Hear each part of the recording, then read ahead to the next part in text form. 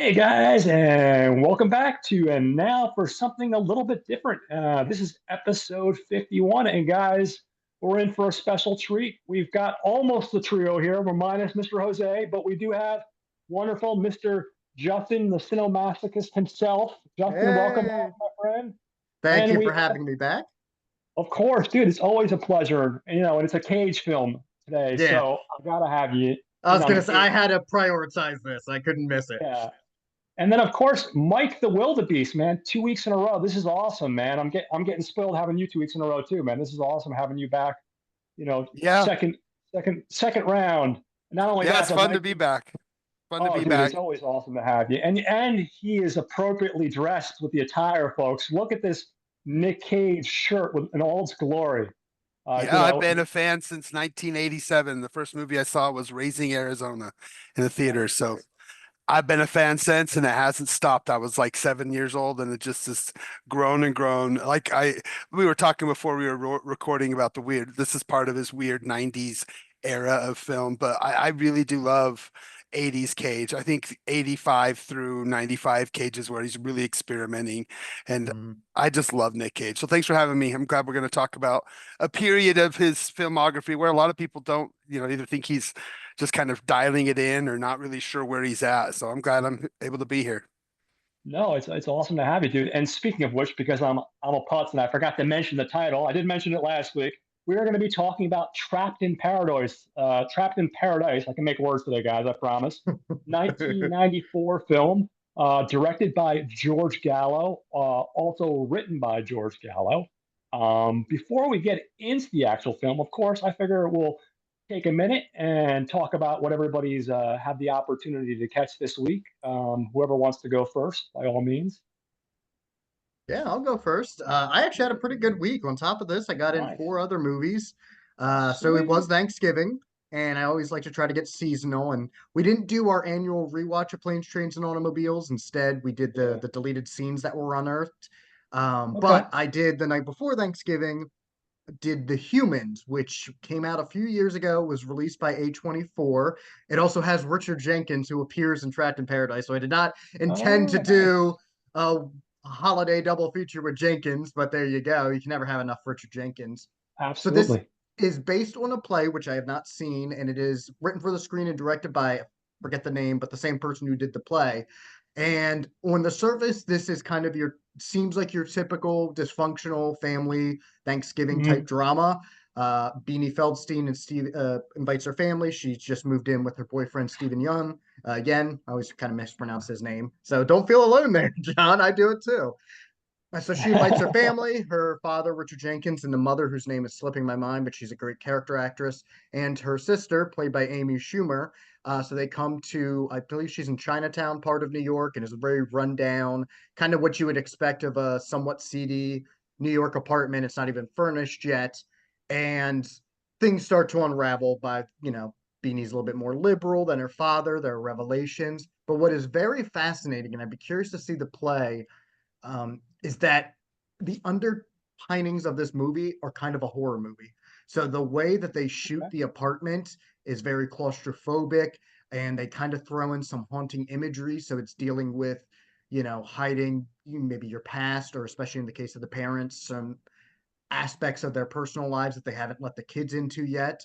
And that is very fascinating because this avoids the trappings that a lot of plays have. And it was, even though I liked the movie, it was one of the two biggest issues I had with the film adaptation of Fences was one, it felt like you were just kind of filming a play, like you would pan out and it would Mhm. just so you somebody can walk in. Here, even though it's a chamber piece in this apartment, there's a lot of unique camera angles and ways of kind of highlighting the decrepit nature of some of the aspects of this apartment, stimulating and being Mhm. kind of synonymous with how the family is. So that I thought was very unique. And they also, while there can be outbursts, the one thing with Fences was it very much felt like, since a lot of them had done this on stage, they were still acting as if they were on stage. And there's definitely a place to Oh, be okay. loud, but that's Yeah. more necessary in stage. On film, you can tone it down a little bit.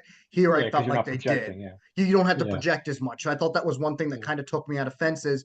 Here, I haven't Mhm. seen the play, so I can't comment on it, but I can say they they knew that how they were to adapt this into a movie. That's not to say that Yeah. sometimes it's visual flares and isn't a little bit Mhm. too on the nose. And as much as I really enjoyed everyone in this, especially Amy Schumer, who I've never had an issue with. I've only seen Yeah. her in like Trainwreck and then I liked her, but like she was kind of a revelation. She was really Oh, good. nice.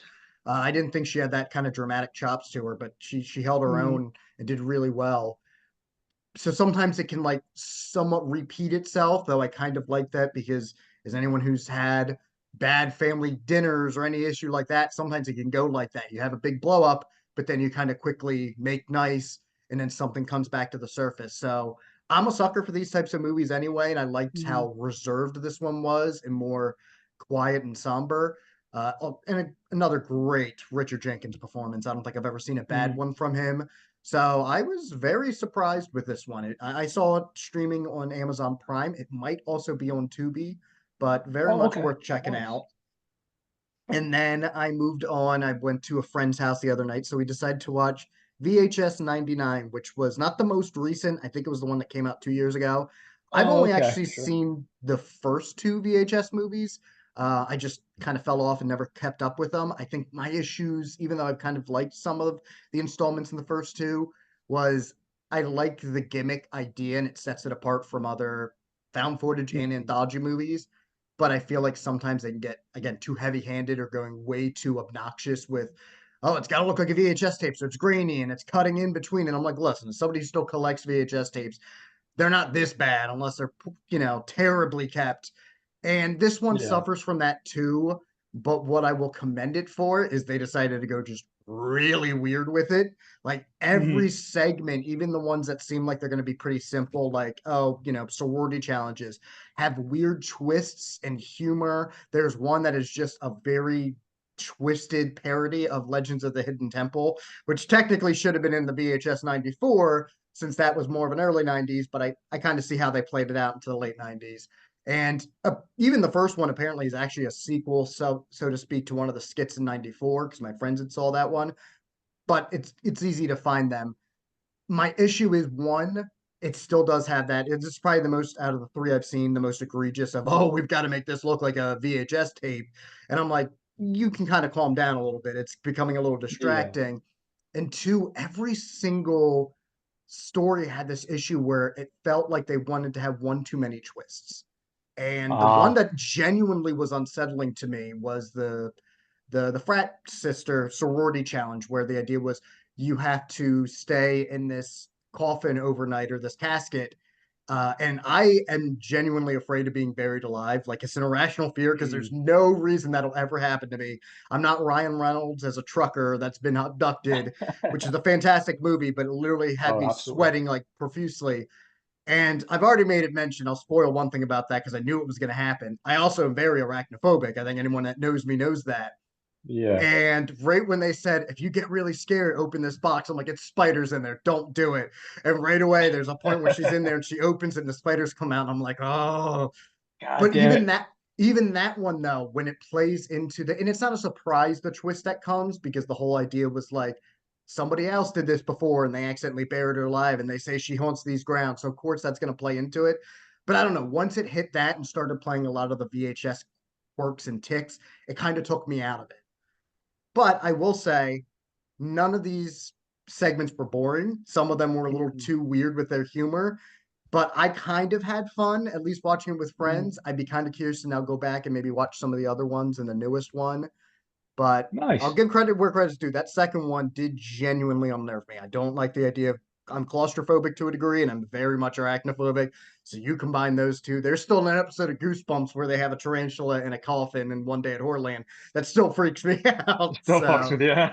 So I'm like, ah. So, but it was No, fun. that's awesome, man. Very cool. Have you guys seen? I just keep going, but have you guys seen the No, VHS movies or the '99 one at least? I feel like I saw Mike, the you would have first seen one. them. I saw the first one, and usually I'm attracted to see. I want to see the other ones because usually they usually do get good people. Like they got like Steve Kostansky from Psycho Gorman, I think directed a couple ones, a couple like segments, and I think in a couple Mhm. of those. And there are some really cool indie filmmakers they give opportunities to. So I really need to. to get caught up with that series, but I've only seen the first one, so Okay, it's yeah, I on, it's think on my list, my never-ending watch list, of yeah, course. I think this is the. I don't think I saw the third one. I think I just kind of fell off after the second, just because they churn them out every other year. Which I mean, Yeah, if you're gonna have an anthology series, I was saying to my friends, and technically that piece of garbage Halloween Friends that I talked about a couple months ago did actually yeah, do this. But sometimes I wonder if it's like if you know some of the people in the horror community and you say, hey, this is a really good short film. Could I like commission it and put it in my anthology movie? But I also realized when I watched Halloween Friends, when you do that, sometimes those themes kind of clash. So it does kind of make more sense maybe to all be in agreement here. But I always thought like with anthology movies, you could easily churn these out every year because like if somebody has a great short film, that's a good way to get more eyes on it. I think for me, like it doesn't always work, but I think if there's a good way to do it, like I think of like films like okay, Four Rooms, which is not a horror anthology, Hmm. but I love the way that I feel like the stories kind of connected in some small way, like they overlap, and I feel like that's a great way to do it in the sense that you have four separate stories that are their own thing, but they find a way to connect in some way, and for me, I think that's interesting when they Yeah, manage to do it like that. yeah. I For me think personally. I agree. I Doesn't think you always need work, obviously. I think you definitely need to have a wraparound. That was probably my biggest issue with Yeah, Halloween Friends was the wraparound had nothing really. yeah, It didn't seem to connect to the shorts that were told, as opposed to like your mhm, creep shows and your Tales from the Dark Sides. yeah, They're like based on old comics, and it's people kind of reading them or telling them, so they all feel thematically similar, even if they're different. And yeah, that's yeah, something that I'll give the VHS movies. They tend to do. Obviously, the theme here being like '90s movies, but they all have that mm, similar thematic. Sometimes with this one too, there was one too many. Well, it's just demons or ghosts, and I like the makeup in a yeah. lot of them, but I'm like, maybe you guys should have interacted a little bit more together and been like, I'm gonna do this, so don't completely do the same thing I'm doing. But I've been a fan of that series for a long time. Can you guys hear me? yep, I can Oh hear you. yeah, Okay, cool. yeah, I might have technical difficulties, but I've been a fan of that series. yeah. I got to see the first two movies at Sundance. They premiered there, and the Oh second nice. one was actually initially titled SVHS, but then Mm, Oh, they ended up changing it VHS two. But I really have liked all of them except for the third one. I think is the biggest misstep. I People said if you go back and watch it now, it's much better, but it kind of killed the series until Shudder bought it. But I've liked mm. mhm. the themes that Shudder have done, the year themes, and the last one Beyond is freaking fun, dude. It is. I mean, it's a lot of fun. They get away with do away with a lot of that VHS stuff, and it's like found footage, just straight up found footage. Some of them are really cool. So I have fun with every one of those, and they're kind of a treat every Halloween, at least the last 2 or 3 years. If you have Hmm. Shudder or AMC Plus, you can catch them. So Mm. Yeah, I this think they're fun. there's actually a short in here where I thought they did it correctly because it was like obviously they're filming it on a VHS camcorder, and that's Mhm. basically it. Like they don't mess. You have that style, but they're not constantly cutting away or doing that. Mm-hmm. And I'm like, that's what you need to do. Like, don't go overboard with it. Or don't feel like you're just putting on a filter that you would find on like a Snapchat or an Instagram. Well, it's got to be grainy Yeah, because it was VHS. I'm like, yes, VHS, especially recorded, can be grainy, but it's not this egregious. It's so you've got to because I think my friend said they 94 went too hard with that and it became almost unwatchable for them. Oh, I so that obviously the fact that they were able to sit through all of 99, if they did say handled it better than 94 did, but they said 94 went too hard with it for them. mm-hmm. So I feel like I don't know if you guys remember back when Tarantino and Rodriguez did the Grindhouse double feature, and then like within like the next 5 years after that, there were a bunch of indie films that mhm. were made. Some of them were really, really good and enthusiastic, and you could see the love and affection that went into them, and they were great. But some of them, they did everything possible to like mimic that Yep. 70s vibe, and it's like to a point where sometimes it worked, but sometimes it just was so distracting and it looked very clearly like it was like really the filters were really heavily put on and you could Hmm. see that they were like just going overkill on that whole like okay this is supposed to be like take place in the 70s, this is going for that grindhouse thing, so we're just going to kill it with all this shit, and at a certain point I feel like some of it I felt like was a little lackluster unfortunately because of that, Yeah. some of It those felt films. it feels too forced at that point. I remember having that Yeah, big yeah, issue, and my one friend instead of hadn't just really telling your seen story. many of those Grindhouse movies. So whenever we would watch an indie movie, they did it. He goes, "Well, this is what they looked like." I'm like, most of them didn't look like to this degree, you know. Even Yeah, as much as I enjoyed the Grindhouse Double, even that sometimes, especially I felt with Rodriguez as Planet Terror, which I still enjoy. Sometimes even yeah, that went a little bit too hardcore with like the cigarette burns and the cuts, and I'm like, okay, it doesn't need to like you don't need to hammer it home. Like, cause yeah, I go to these festivals all the time. And we're watching the original 35 millimeter prints too, and I'm like, yeah, they're not this bad, folks.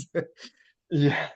Listen, I worked in a movie theater for 4 years back in the day when it was Yeah. still film, and I remember like we'd be in the middle of watching like people would be in the middle of watching I don't know fucking Titanic or Independence Day, and halfway through because the reels were so fucking big, it would like Yeah. it'd catch on fire, and you'd hear like the loud audience groan of "God damn it, motherfucker!" Yeah, because So especially we'd have to then, go in. because it takes a while to get those back up. Like anytime it happens at Yeah. the horror-thon, which amazingly doesn't happen that often, it could take a few minutes. Actually, I Yeah. remember the last time. So there is a 35 millimeter print of Cabin in the Woods out there because Oh, I okay. think this was before they finally switched to digital, but the cheap theater that no longer exists was still doing film just because it was way too expensive to upgrade. Oh, yeah. So, and I remember my friend and I went and saw with a pretty packed crowd Cabin in the Woods when it hit the cheap theater. And like within Mhm. 15 to 20 minutes, you could tell like it wasn't part, we all thought maybe it was part of the movie, but like the actual reel got caught or whatever. And Mhm. it took them like a couple of minutes to fix it. And I was just like, that was me going, huh, I guess there still is like 35 millimeter prints of some of these movies, even if they Oh, weren't yeah. filmed on that. I remember, dude, they would catch on fire and then you'd have to like splice a certain part of the film. So people would be now obviously there's like 24 frames per second, so people might miss out on like 30 seconds of a film when you got Hmm. it up and starting again. But I remember that just happening because that was just the way the world of film was. I remember having every Thursday night getting the films in and having to put the film reel together for the big Friday shows and all that stuff. So and Yeah, of back course I before. miss you talk about the second run movie theaters. I'm gonna derail for a second here, but Don't that's do part of it. the show. Dude, I miss so much, dude. I have so many memories, and I'm older than you guys. But I remember like back in the day, we used to have this rundown theater, and it used to be like $2. I remember Hmm. seeing like Braveheart like two times, sitting on these fucking sore ass seats for Mhm. like 3 hours, and like a ton of movies like Harley Davidson and the Marlboro Man, and all these movies that like you don't want to pay full price for. But hell, I'll pay $2 to go see it on the big screen in the shitty Yeah. theater. Yeah, I mean, I they were miss those best days. for families because we didn't have much money. So rarely did we go to Yeah. first run. We would do the drive-in during the summer because you could always see usually two movies. And then Yeah, when the drive-in was closed for a season, typically we would wait until something hit the cheap theater, Kendig, to go see it. So even though as a kid you're impatient, I need to see, the Rugrats movie or whatever, parents would be yeah, like, we're gonna wait because then it's cheaper to get in. We can actually get you snacks. And I would do that with my nephews too, which for them it yeah. was easier because nowadays it was like you just had to wait a month and it hit the cheap theater because there's not as Mm. long of a turnaround. But I'm like, yeah, I still always kind of had a soft spot. I loved waiting and seeing horror movies there, even when they tried doing first run in their last like year or two, like when the fifth Scream came out. I purposely went there because I'm like, oh, there's something about seeing horror movies in this rundown theater that just feels better than seeing it at a Regal or the really nice pens. You know what I mean? It Yeah, adds to the yeah. charm, even if like I couldn't. And I used to do double or triple features, and I'm like, all right, these seats are not designed for multiple viewings. Yo, no, I was right there with you, man. But like back in the day, like, and again, I'm sounding like the old man Archie Bunker over here. But back in the day, like you could see a movie for $2. Like we had a shop right next door, so of course we do the wrong thing. We go to shop right, load up on our cheap soda and candy, Hmm. and for $5 you can see a movie now. Nowadays, like I mean, all three of us I know have the different passes. Like I think you guys have the Regal passes. I Hmm. have the AMC pass. But dude, back then, you couldn't. They didn't have anything like that. But back then, you could go to one of these second run movie theaters. You could spend $5, get something to munch on, and see the movie, and you were in heaven, man. Hmm. Nowadays, I feel sorry for the people that don't have the passes because I it's don't know like how people do it, man. It's too I went to expensive without them. I Way went to too expensive. see Wicked last week with my girl, and I have the pass. She doesn't because she doesn't go a lot.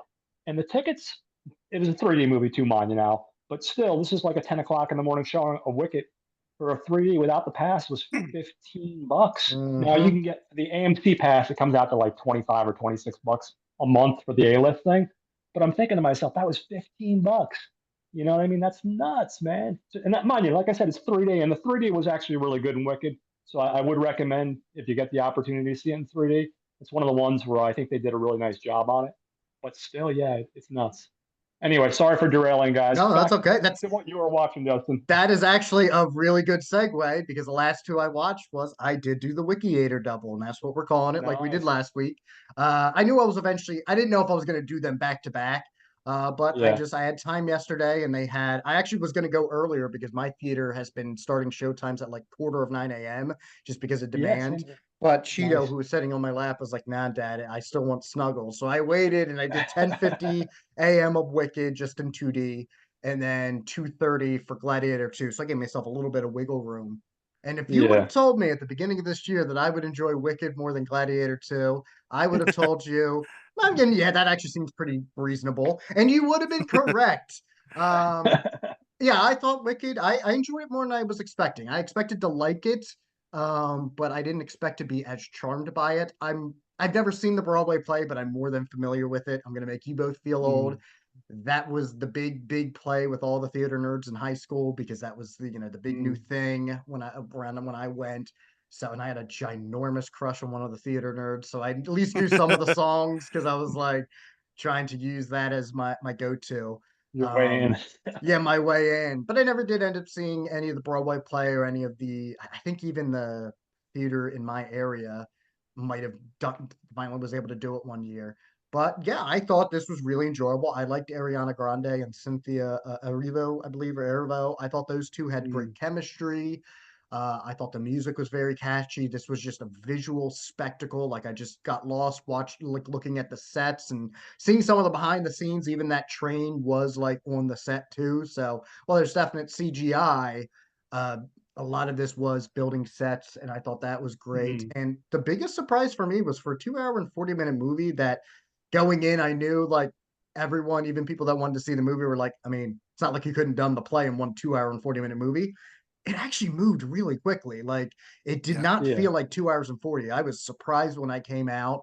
I thought I don't think it's that big of a spoiler now for most people because but it is a part one, but I thought they got to a comfortable spot to end it at where you still felt Mm, like there was kind of like Mission Impossible Dead Reckoning Part One. This aspect of the story does feel finished that's bleeding into the next one. There's character arcs that reach their arc here, so you don't feel that. Even though I still prefer this movie of this and even the Mission Impossible movie, the issue I had with Across the Spider Verse is I felt like it just ended. I didn't feel like it Mhm. came to a complete good stop. That felt more like a cliffhanger. Whereas here, this felt like, yeah, it's a cliffhanger, but it's a comfortable. It's your Empire Strikes Back or your Infinity War mm. cliffhanger. It's one that makes sense. So I had a lot of fun with this. I thought the cast, everyone was really good. Yeah, it was just a delight. And then I did Gladiator 2, which I mentioned a little bit last week. I'm not big into swords and sandals, and even though I liked the first one, I've never been crazy about it. And Mm, yeah, I think I'm closer to where Jose is. I think I was maybe softer on it because I didn't mind it. I do think some of the action beats, there were some decent fun bits in there, and I agree. Denzel is so much fun in this movie, and I wish everyone mm, else was as energetic as he was. Not that everyone wasn't, but I think the biggest issue for me is the plot was a little bit too familiar, and I think this highlighted why the first one worked so well. It wasn't just because you had Joaquin Phoenix doing a really good job showing the scenery in his own right, but you had a very intense Russell Crowe that was a good anchor. I didn't think was mm. Paul Mescal. Not through any of his fault. I just thought he was written to be a generic action hero and he didn't have that right intensity. And even Pedro Pascal, who I love, I kind of thought was kind of lost in the shuffle and just kind of fell flat on this. So for that, I Mhm. just think a lot of the beats when it wasn't doing some of the action moments, or specifically when Denzel was not on screen, I kind of was just tapping out a little bit. It just and this was like 20 minutes shorter than Wicked, but I felt it felt so much longer than Wicked.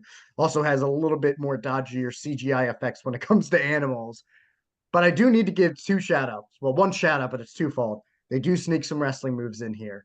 At one Oh, point, there you go. Pascal gets angle slam, which is kind of like a fireman's carry, through a table. I popped for that. And I popped for when they're doing this big like warship battle where he does a diving clothesline off of one ship onto two dudes on the other ship. I'm like, that was awesome. I needed more wrestling maneuvers and more Denzel.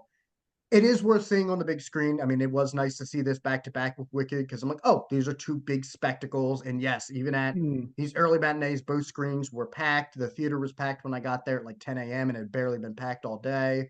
It's basically for these two, Moana, and then they still have Red One playing, but I don't think many people were going to Red One much anymore. So slim pickings at the box office, but it's nice to see the three juggernauts are just commanding people to come out. I'm sure a lot of people, I don't think they're going to be convinced, but they should be convinced to get your unlimited. Because even if you just go once a month, you're still not paying that much more than you are for the one ticket. Because Yep. No, holy, not at all. No, not at all. I mean, if I had Regal, I would do what you guys do because I think what Regal has, AMC, you get 3 movies a week. It could be Mhm. IMAX, it could be three, it could be anything. But I think Regal, you can see what, 1 movie per day, or can you So see you unlimited movies can, per day? it is unlimited. So Unlimited. yeah, you can Oh, see shit. as Now many I wish I had movies. Regal. The only catch is, and it only affected me once, and it would never happen again. But there has to be 90 minutes between the two movies, which normally will Oh, always okay. happen. I made a mistake, and I ended up paying the extra. You do have to usually pay a few bucks extra for 3D or IMAX to Hmm. see Nightmare Before Christmas for the umpteenth time on the big screen. And I'm like, let me finally see it on 3D. And then I was like, I'll go Hmm. see Saturday night after. Since Nightmare is only like 77 minutes, the Saturday night screening was 80 minutes, not 90 minutes after, so I couldn't go Oh see my Saturday God. night at that time. But again, that will probably be the only time that Yeah, ever that'll ever happen. happens because Yeah. no movie is usually, shorter than 90 minutes nowadays. So yeah, you can see that, and obviously you can't have any overlapping, but I could go, like, if I wanted to see Wicked 3 times in one day, I could do it. Hmm. Like there's Yeah. no and honestly, AMC is not bad though, because I think the only restriction with AMC is like you can't do Fathom events like with Regal, but that's probably Yeah. just Yeah. because That's the it big thing. No, no Fathom that's events. they can't get around that. Like, there's no way. Yeah. But with Regal, the downside, I guess, is you had to pay the couple bucks for 3D or IMAX, but it is truly Yes. unlimited. And but even then, like it's half the time I only do 3 movies a week, if that. So it wouldn't be bad with the AMC, but I do like to try to do it as a double or a triple. Yeah, that's So what I usually do. I'll do like a Saturday. I'll try to do like 2 movies if I can squeeze it in because I'm Monday through Friday. It's just impossible with the job schedule for me to get out to see the theaters. But on Saturday, mhm. I'll try to do like a double feature. So that way, I feel like I'm getting two in. I'm getting my money's worth. Good day at the theater, you know? Yeah, and with Regal, I mean, I'm sure I don't know if AMC's is bad, but it's usually at least 20, if not 30 minutes after the posted Oh, showtime is when the movie actually starts. Unless I Oh yeah, decide to with take commercials and advantage of trailers. that, and then they decide to just do 10 minutes, and I'm missing half of the opening. But yep. that Yeah. pays a big because there's a lot of times I'm thinking of going after work on a weeknight, but like if a movie doesn't start, let's say I get done at 4:30 or 5, if it doesn't start till 6 or 6:30, I'm like, I've got to add a half hour to that. So do I feel like doing that and then driving home, or do I just feel like waiting until the weekend where it's a little bit easier? So that's usually Yeah. why I also save it, just because sometimes if it's a brand new movie opening on a Thursday, if they have a show time like every 30 minutes, I can usually, squeeze in, get to the theater and catch the tail end of the previews and the ads. But usually I just wait and double everything up. Yeah. Yeah, No. I like Thursdays. That's my time to go. I find that that's the best time I like to catch movies before they're leaving. So the Regal app will tell me this. I like to go to its last screening usually, Mhm. and then I'll catch it on a Yeah. Thursday. If I'm going with the kids, I try to go on Tuesday because like John, my kids don't have a pass and I do, Mhm. but man, it can get expensive. I'll Oh get to yeah. it later, but Wicked cost us like $80 with Mhm. everything. Yeah. And it was like 3 hours plus in the theater. My wife was so mad at me. She was like, "What the hell, dude? That's it. You're in the dog. It was too long for her. That's a long time to Yeah. be in the movie theater without Mhm. an intermission." And then you get that. We were late too. We were 10, 15 minutes Yeah. late when we got there, and we still sat through another Mm. 10 minutes. It was I 35 minutes. Yeah, I feel like Yeah. when it's That's a these long time to big wait. movies, I think they make it longer because the only time I've noticed it'll sometimes be shorter is if it's the indie movies. So I try to play it safe because sometimes they only do 10 to 15 for those, which is nice. But Yeah. then I'm like, but I'm so used to you doing 20 to 30 minutes that I'll try to use that as my advantage. And then I get screwed over and miss the opening to the Of course. Outrun You're damned if or you the do, damned if ECAT. you don't. Don't you know that, Justin? Oh, I know. I was like, so I either sit through and dear Lord, I specifically didn't see Speak No Evil just because I saw that trailer before every movie sans Inside Out 2 over Oh, the that's the summer same with me. I that couldn't do it. I I couldn't was do like, it. I don't want to see this damn movie anymore. I also saw the original, but I was just like, I've seen the trailer so many times. Like I can't escape it. Yeah, I love Yeah. McAvoy. I genuinely love most of 90% of his career choices, but that trailer, man, I don't know what they were doing. I don't know which studio paid the theaters. They must have bribed them because that trailer was just shoved down your fucking throat. Like every you could be going to see a Disney movie and I that trailer was would fucking I show was up. fully expecting it before Inside Out too. I was like, they're gonna somehow sneak that in here. I don't know how. Or they're gonna have like the PG friendly version of Speak No Evil Yeah. going on. I actually got up. I remember the one point when I went with my friend William. I forget what we were seeing, but I was just like, sometimes I'll try to use the bathroom before a movie, but I was just like, I don't feel like I need to. And then that trailer came on. I'm like, I don't care. I'm just gonna go try. I Yep. just can't do this Yeah, anymore. absolutely. All right. You got anything else for us, Justin? Nope, Or that's it. uh, Those were the only ones I Cool. got in this week. But it was a well, good I'm week. jealous. You always got more. You got more than I did in this week. It was a What, solid week.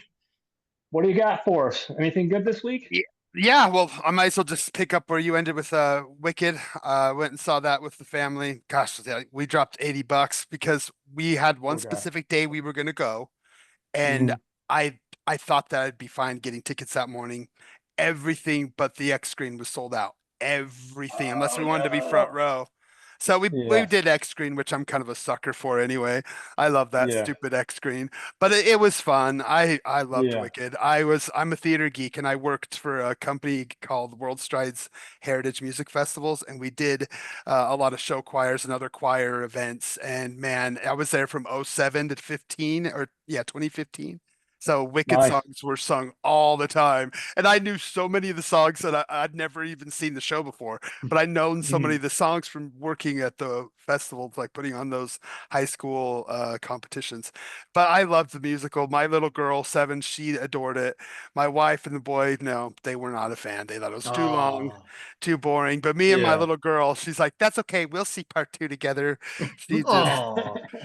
She ate it up, and I did too. As a theater geek, there was moments Yeah. where I was crying. I liked the messaging, and I knew enough about the play to know that they went above and beyond, going more into racism and a lot of cool Mhm. stuff beyond just being about be nice, don't be a bully, and let's be nicer to animals.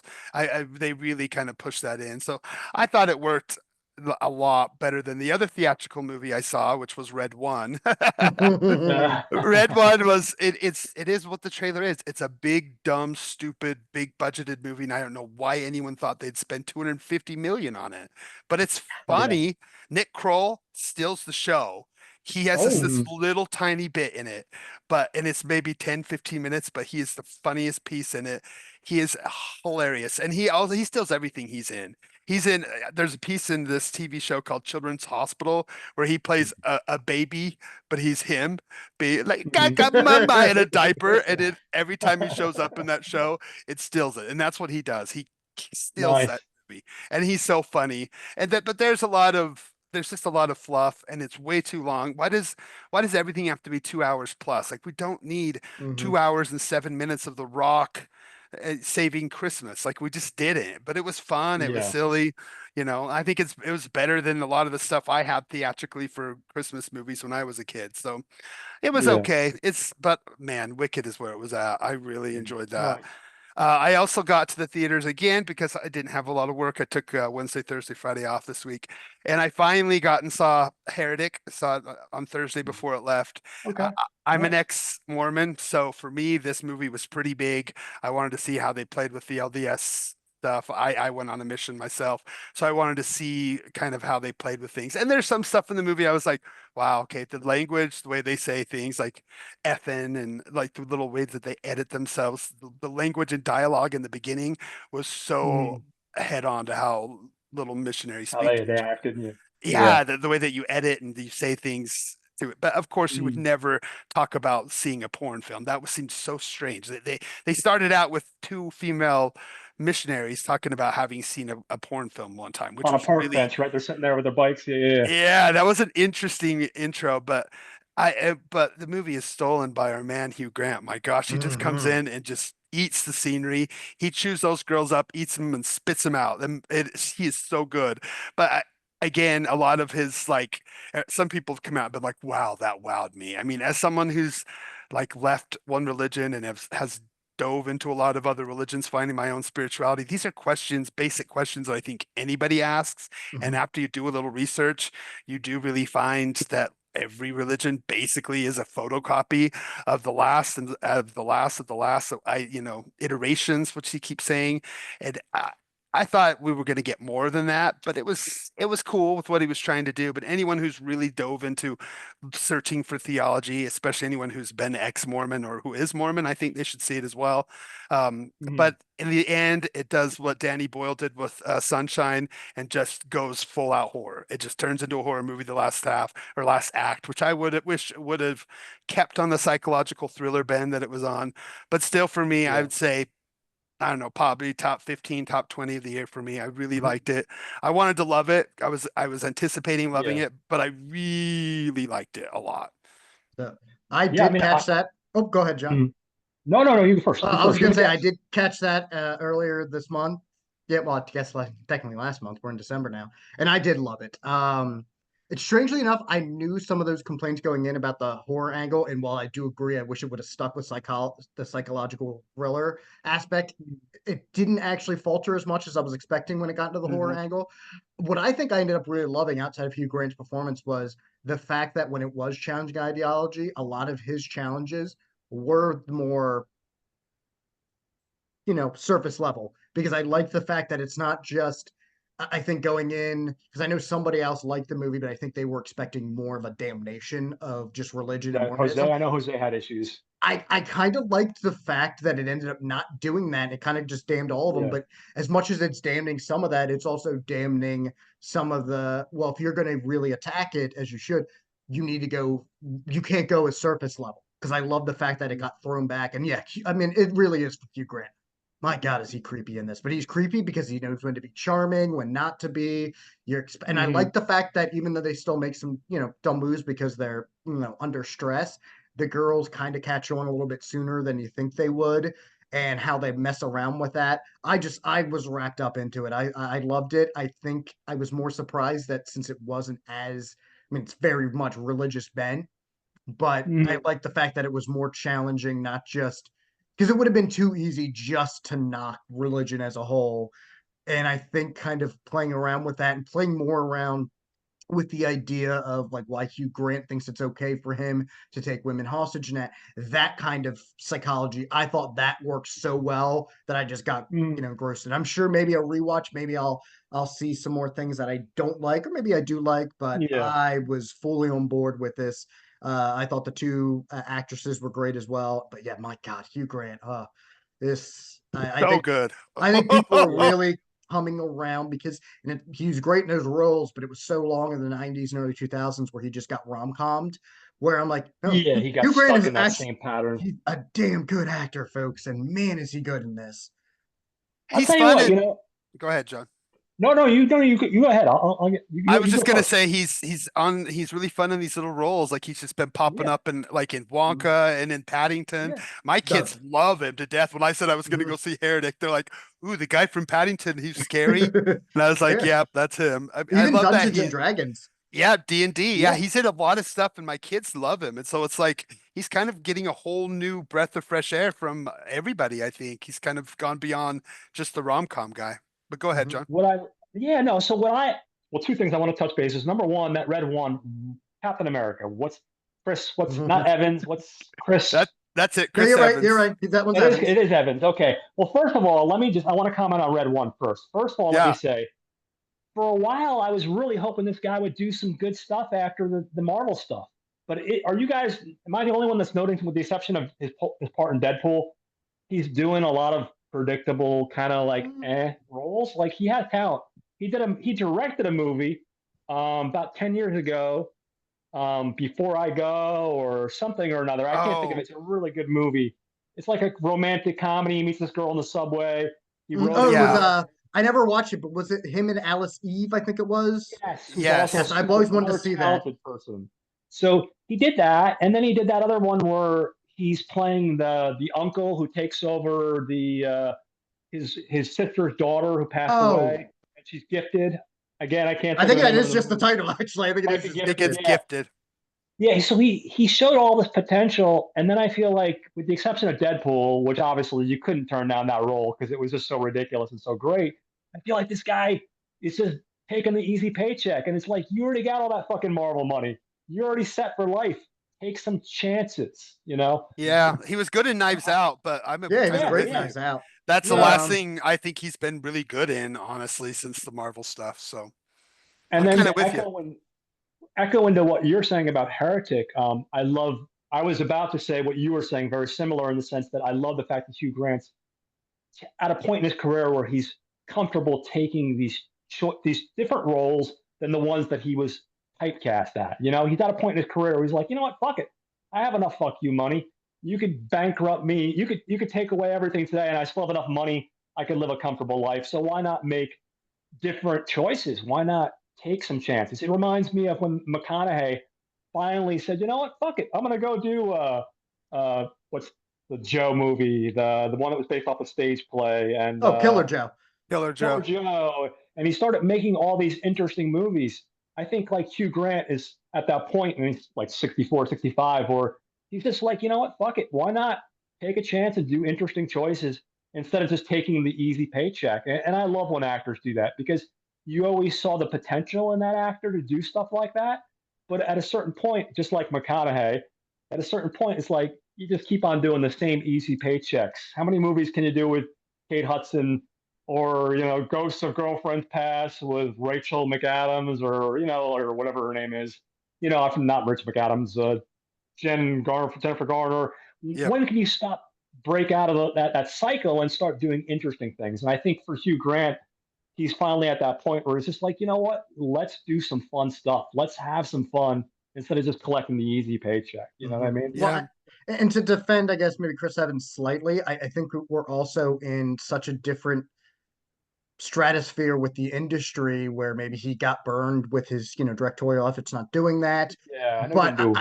unfortunately, I feel like, and granted for him, I still don't think he's done this, but a lot of times those interesting roles get buried into the streaming wars.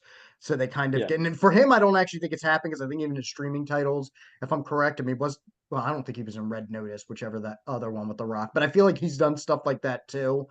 So it's a yeah. shame He because he was in the Snowpiercer, one with Gosling, Where he plays, remember, where he was where he plays the villain, right? oh, he was the yeah, Yeah. bad guy, and he was kind of good in that, but also kind of corny. yeah. Yeah, no, it's one of the, that's a pet peeve of mine. Like I know I've talked about it probably in the show before. I don't know with you, Mike, or maybe on my own. It's like maybe it's just a sign of the times, but like like it was such a big deal. Like I'm a kid of the '80s, so it was such a big deal. Like for example, when someone like Hanks went from doing stuff like Turner and Hooch and all these comedic roles, Bosom Buddies, all these like comedy roles, and it was such a big deal for him to do something like Nothing in Common or Philadelphia, and to transition, but he had to take that risk because if he didn't take that risk, there's nothing wrong with being the comedy guy, but he would have been the comedy guy. Or even someone like Chris Farley, who unfortunately passed way too young. He was, besides being a heroin addict and having health problems, he was frustrated because he knew that he was stuck as just being this certain type of role. But it was made aware, I think, in a lot of different places and through friends and stuff, that he wanted to kind of branch out. Hmm. And I think the thing is, it's easy to get caught up in being known for a certain type of thing or doing the same type of thing over and over again. So for me, it's always interesting when people break out of that cycle and say, "Hey, listen, I've got the range to do a lot more." So like with Hugh Grant, Matthew McConaughey, perfect examples. Tom Hanks way back in the day, and again, that was a different time period. Um, my hats go off to people that are Yeah. willing to, even if it means taking a pay cut and doing like Mhm. a film for $50,000, like what Jonah Hill did, of the Scorsese film, Wolf of Wall Street. He only took a $50,000 paycheck for that role, but it showed that he could do more than just do the Seth Rogen Hmm. comedy stuff. You know what I mean? Like Yeah. And sometimes you need to sometimes, bet. yeah, and I was just gonna say, sometimes, unfortunately, I think a fan base, like Yeah, who knows that Chris Farley's fan base would have let him. I think he's kind of yeah, breaking out now, but I feel like Adam Sandler was always trying to do that with Punch Drunk Love, yeah, Spanglish, Rain Over yeah, Me, but it was just even Click, which was the comedy. He snuck in a lot of drama, and I just remember yeah, like his fan base who would sometimes complain, "Well, I feel like he's doing the same movie and over again," but then when he would do It's an something uphill different, battle. I didn't want to see it because, well, that's not what I want to see Sandler in. I'm like, well, what do you want then? Do you want him to branch Yeah. out, or do you? Because Yeah, if you yeah, want him to just do the Sandler stuff, that's fine. But then don't complain that that's all he's doing.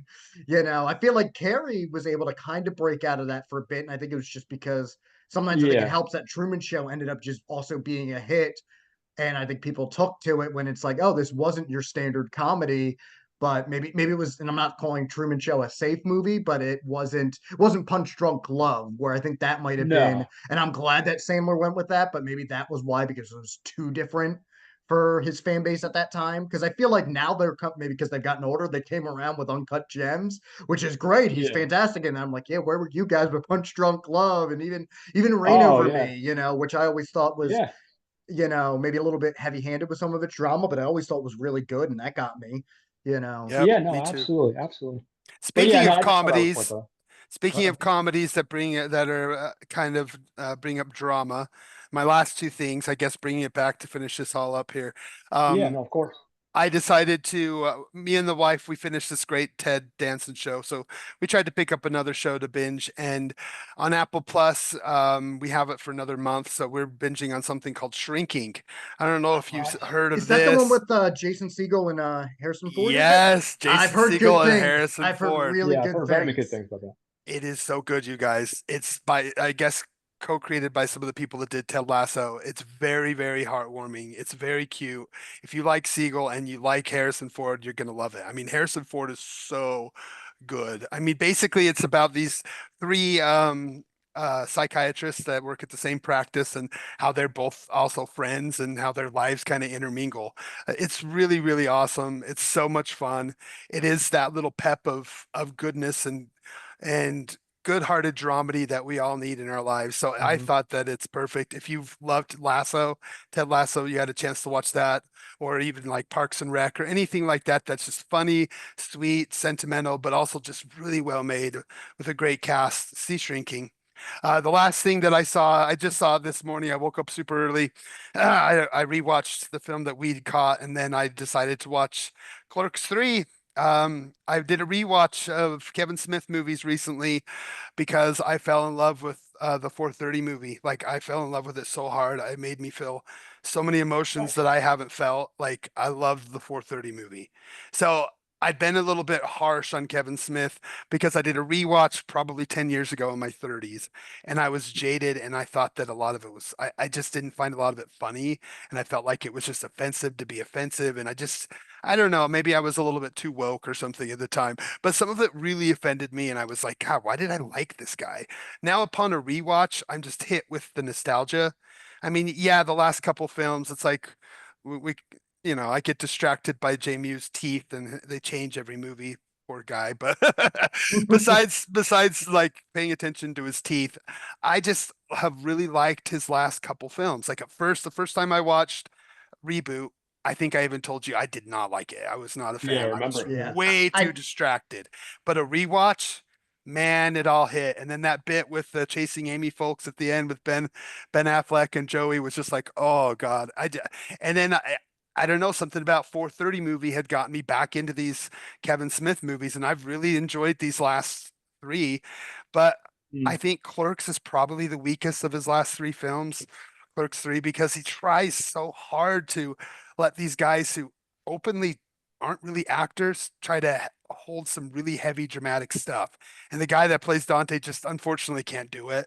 I mm, wanted to like feel his emotions, but part of me was like, I was crying, but I was also critiquing his acting at the same time. I was like, oh, and then he runs away, and I'm like, don't run. Oh, don't run, mhm, buddy.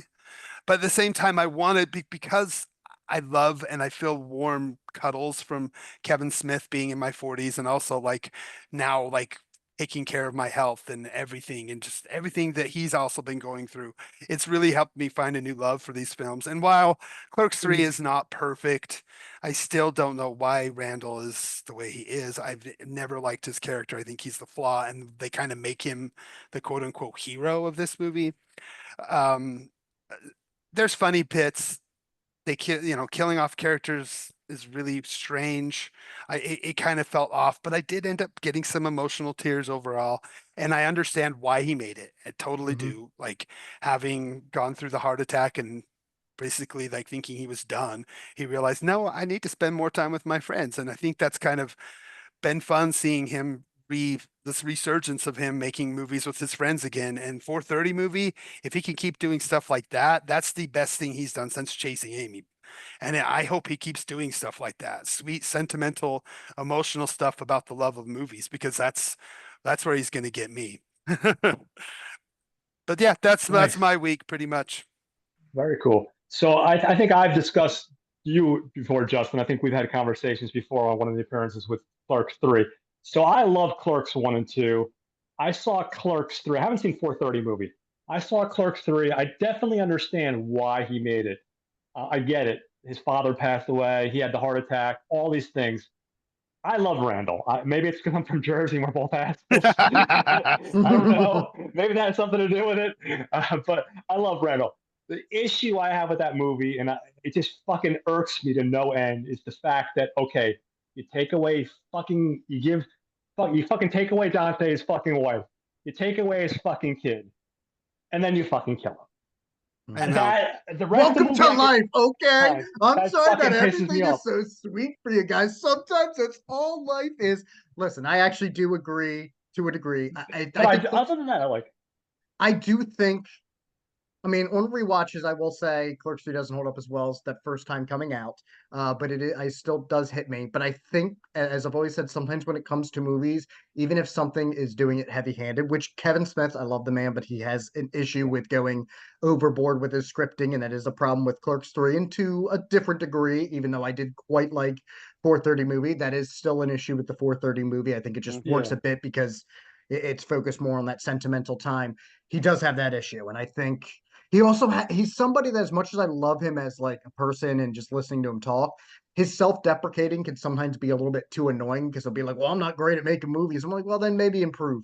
Or like I love him and I do think he's a good writer, but sometimes he's like, "But I'm a great writer." I'm like, I don't know. Sometimes you fall into your own same trappings as well. So I think you need to be a little bit more, because I haven't gone back and rewatched it, but I remember I didn't hate it, but I remember being underwhelmed with Reboot outside of the Chasing Amy stuff, just because I felt like that was where the nostalgia just wasn't hitting as well. And maybe it's just because I mean, granted, he had gotten away and did stuff like Tusk and Red State, and I like the chances taken in those. Red State's really good. I Oh, think absolutely. Yoga Hosers Yep. was just too annoying for me. I can't Yeah, get into that that's, one. yeah, I think that's, yeah. But there's something about I haven't Clerks seen it. 3 and those characters that, even when, yes, he does go, he lays it on way too thick in Clerks 3, but my God, does it still hit me, man? I don't know. Mhm. It is the Oh, weakest.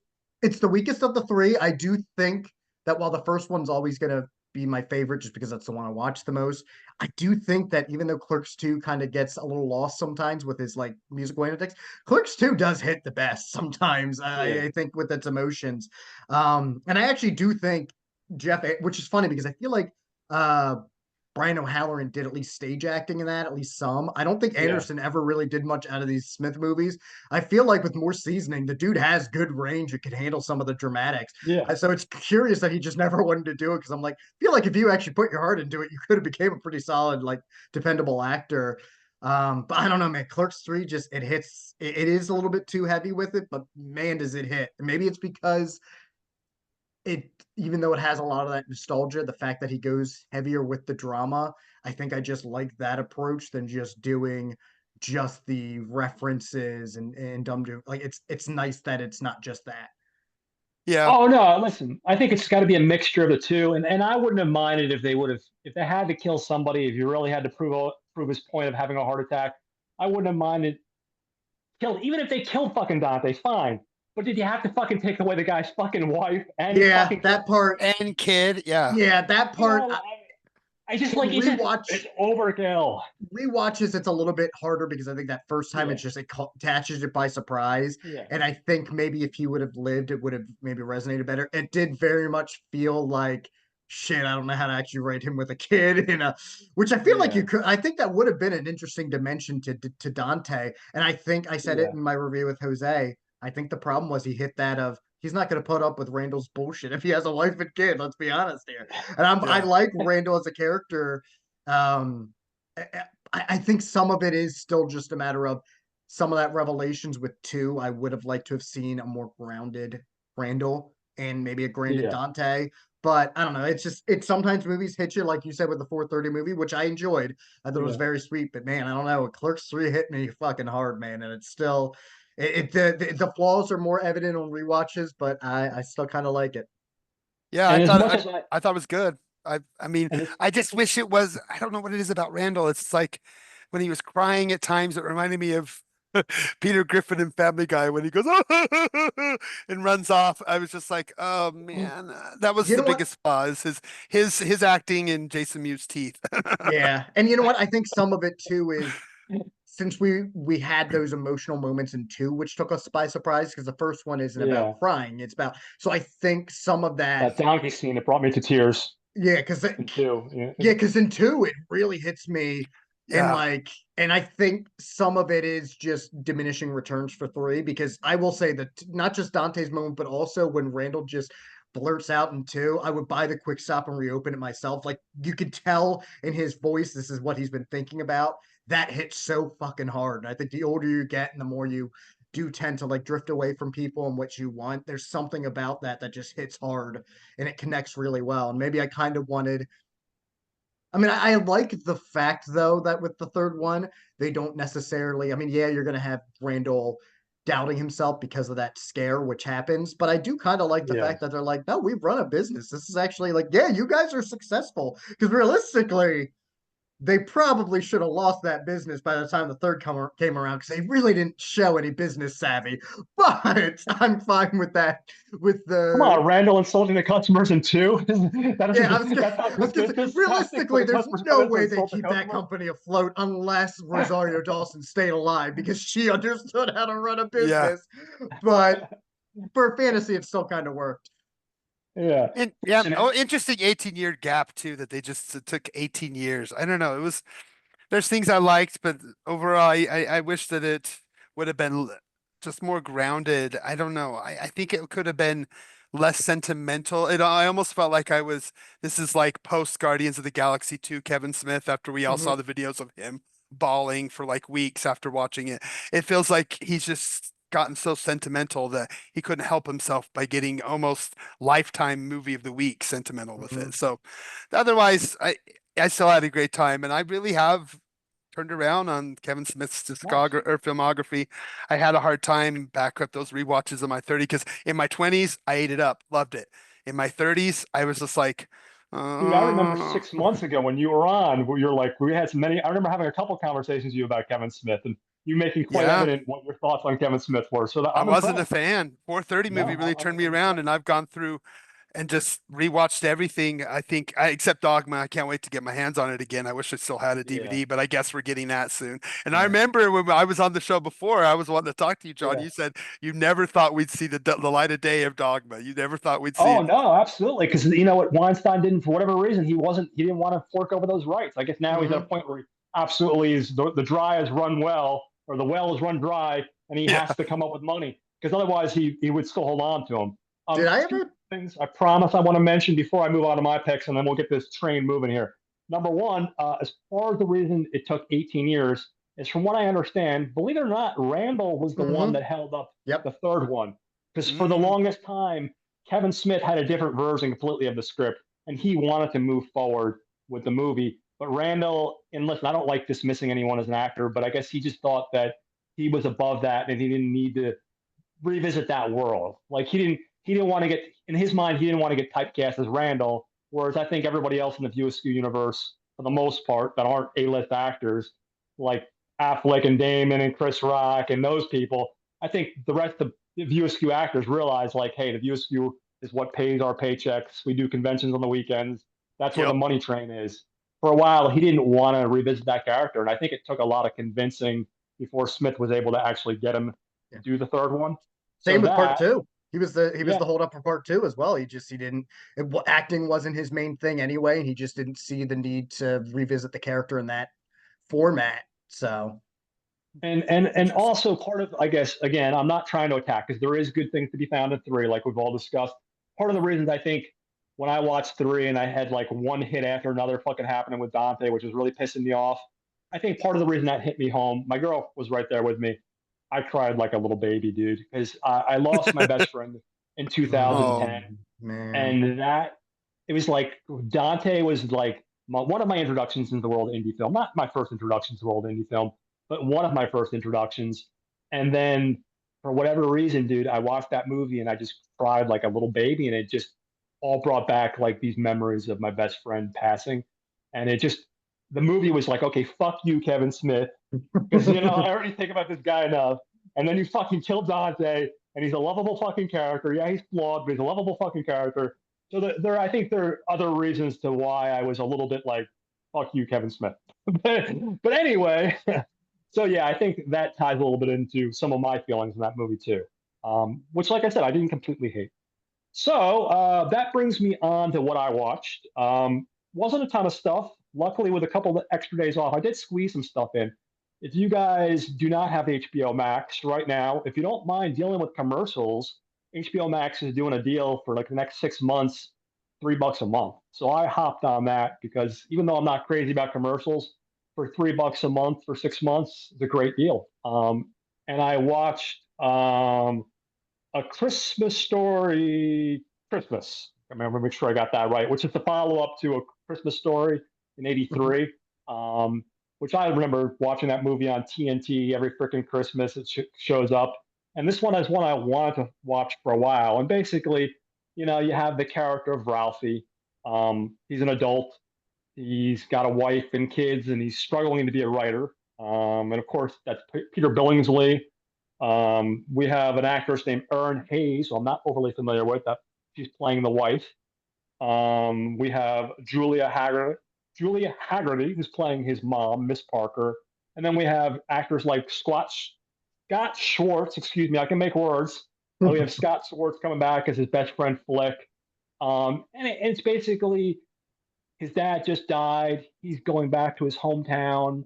His mom wants him to write the obituary for his father. And of course, he's given the enormous task of putting together the perfect Christmas. Is it as good as the first film?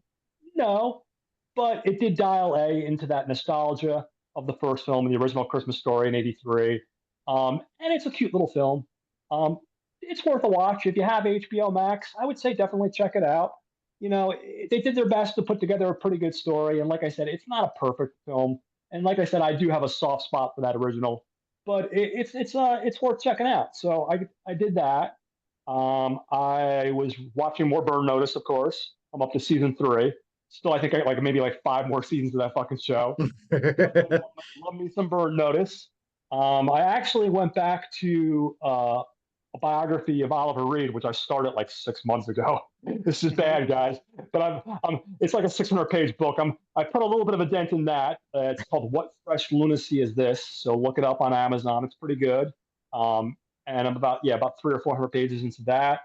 And I also started a biography of Jimmy Stewart, which the name I can't remember off the top of my head, which is also good. Part of the reason why I don't get books read as often as I should is because I start more than one book at the same time. Not a good habit. I wouldn't recommend Yeah, it. it makes it hard to keep up. Yeah, exactly. So I'm reading those 2 biographies. And then the comic nerd in me, of course, HBO Max has all the Warner Brothers stuff. And we'll say this much about DC. Not every film is perfect, just like Marvel, as far as their live action goes. But the majority of their animated stuff, I feel like, is really well done. Hmm. So I had a chance to watch a series of three movies, Crisis on Infinite Earth. Back in the '80s, this was a comic book series, like a limited series. Basically, the premise is there's this villain called the Anti Monitor, and basically, um, he's wiping out all these different Earths. So in the DC universe, there's Earth One, which is like the main Earth, and there's like a million different variations of Earth One, these different Earths, and he's basically trying to decimate all of them and create his own new world. So this 3-part trilogy is about this character, a good guy called the Monitor. He basically collects all the different superheroes from all these different Earths, and he gathers them together, and they try to come up with a solution to vanquish the foe. And I'm oversimplifying the plot because there's a lot to the plot, but it's really good. It's directed by a guy named Jeff Wamister. He did stuff like the animated movie Green Lantern, Beware My Power, The animated Guardians of the Galaxy series that was on from 2015 to 2019. A bunch of Batman animated movies. It's good stuff. Definitely worth checking out if you like those DC animated films. It's got a really good voice cast. You got guys like Matt Bomer playing the Flash. You got Jensen Ackles doing Batman. You got Lou Diamond Phillips popping up doing the Spectre and Owlman. Zachary Quinto is doing Lex Ooh. Luthor. Yeah, you got Oh a wow. bunch. There's a whole slew of other actors. Um, Mark Hamill shows up to do his Joker, very his take on the Joker again. Really, really good storytelling.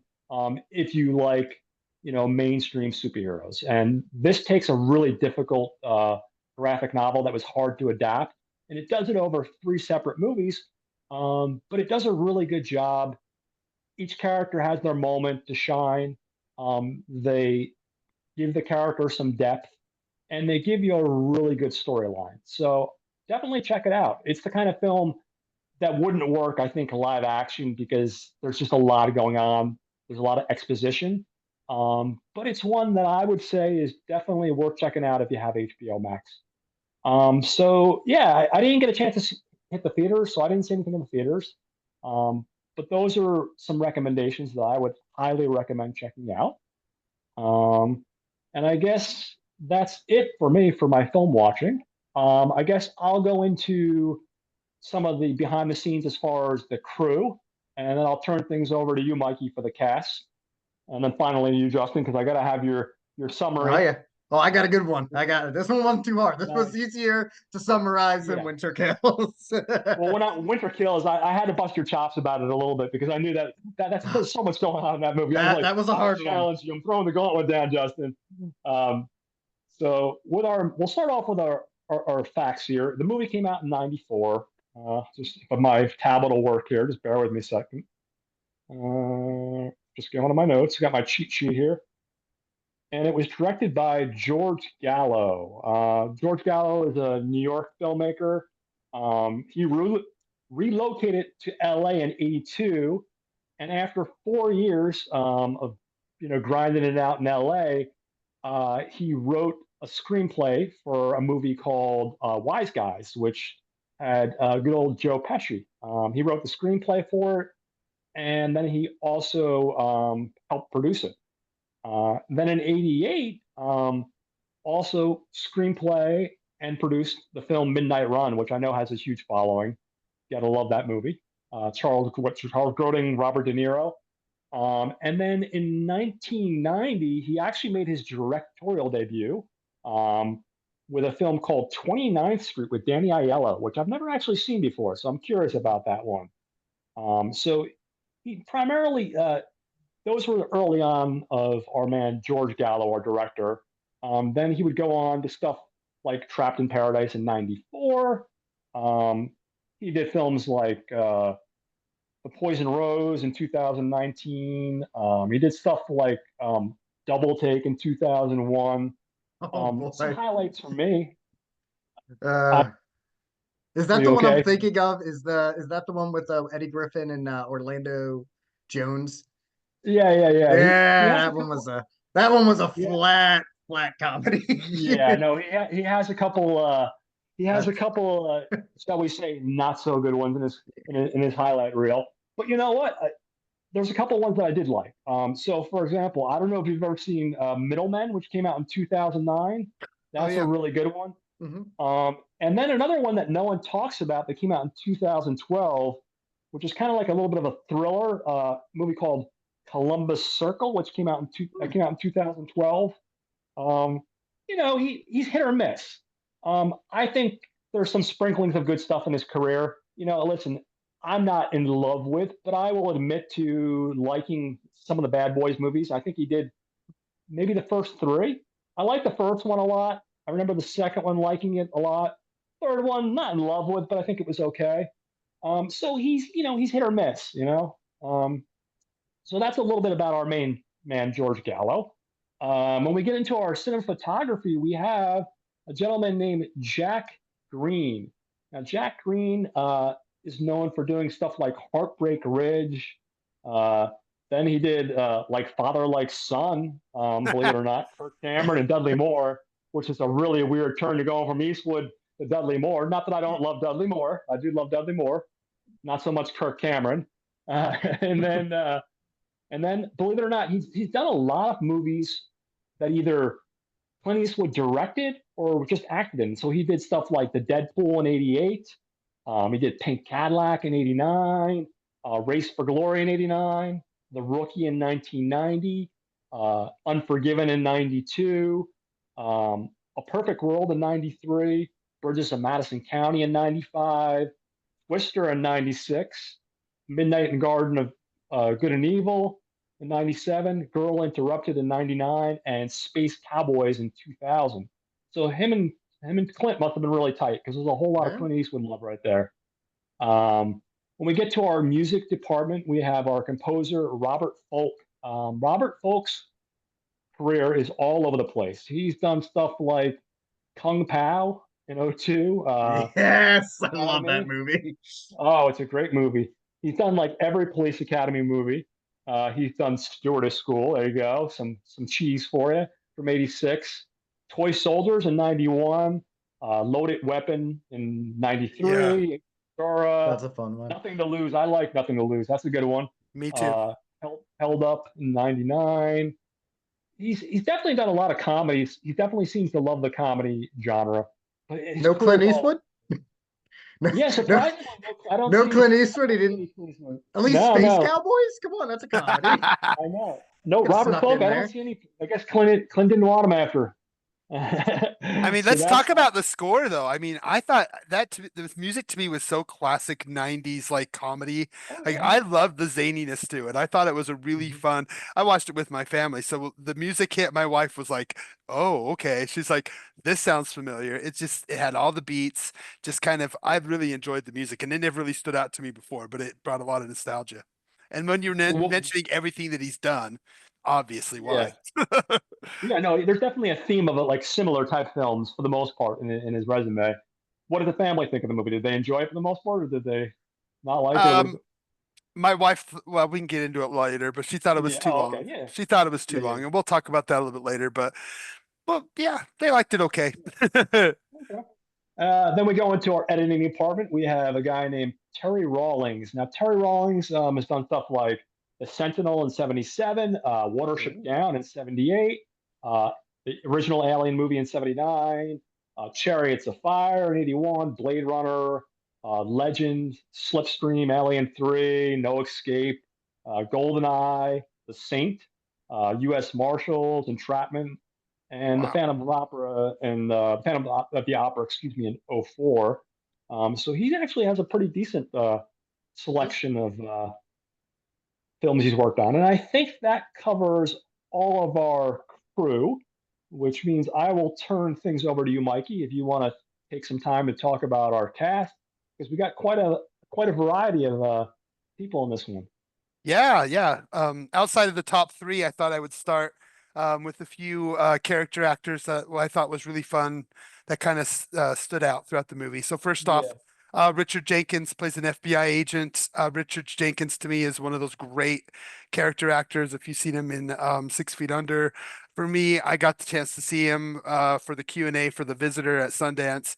That to me is Nice. one of those classic films that I could watch over and over and over again. I love Richard Jenkins. He's just a great, again, character actor. He's usually a dad or a bumbling cop or some kind of co-worker. I mean, we've seen him in Cabin in the Woods.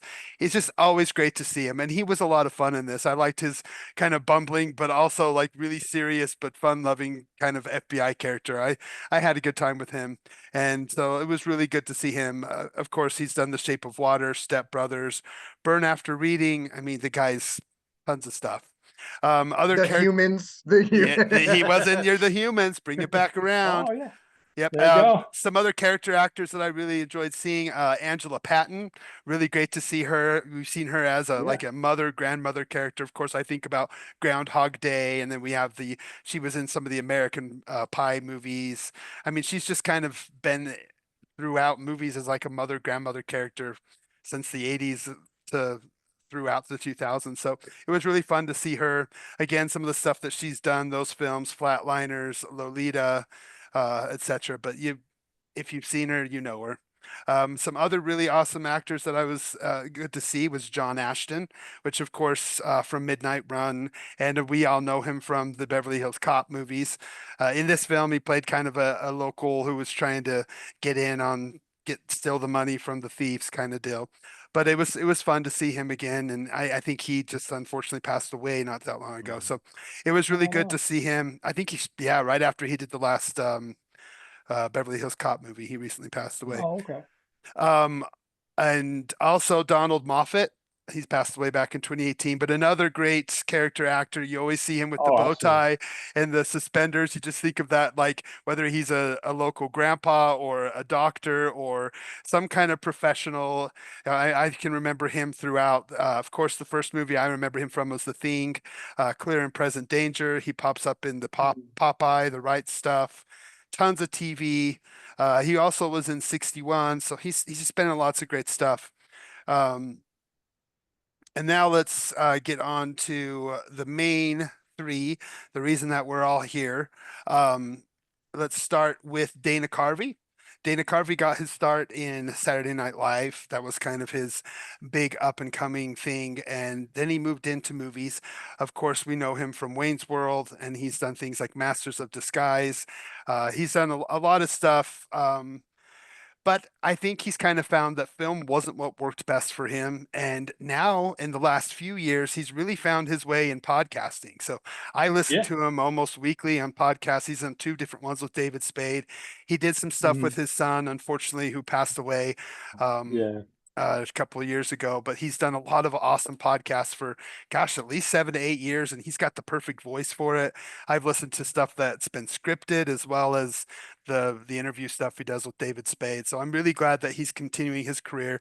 And he even mentions that he still gets paid millions of bucks to do corporate comedy gigs. So I mean, everybody knows Dana Carvey, and unfortunately, he's one of those guys that didn't quite make it like Adam Sandler. He didn't find that the film world didn't really work for him. But I'm glad that he's still doing what he does, and he's touring. He does stand up, and Oh yeah. gosh, podcasts. If you like podcasts, there's 3 or 4 Dana Carvey ones you can just go ahead and eat up. Yeah, I was listening to the Fly on the Wall, the one with the man. I think that's the one I know of with Yep, him and with Spade. Spade for a while, and I have to get back into it because I think I'm about 3 or 4 episodes behind. That's a really good one.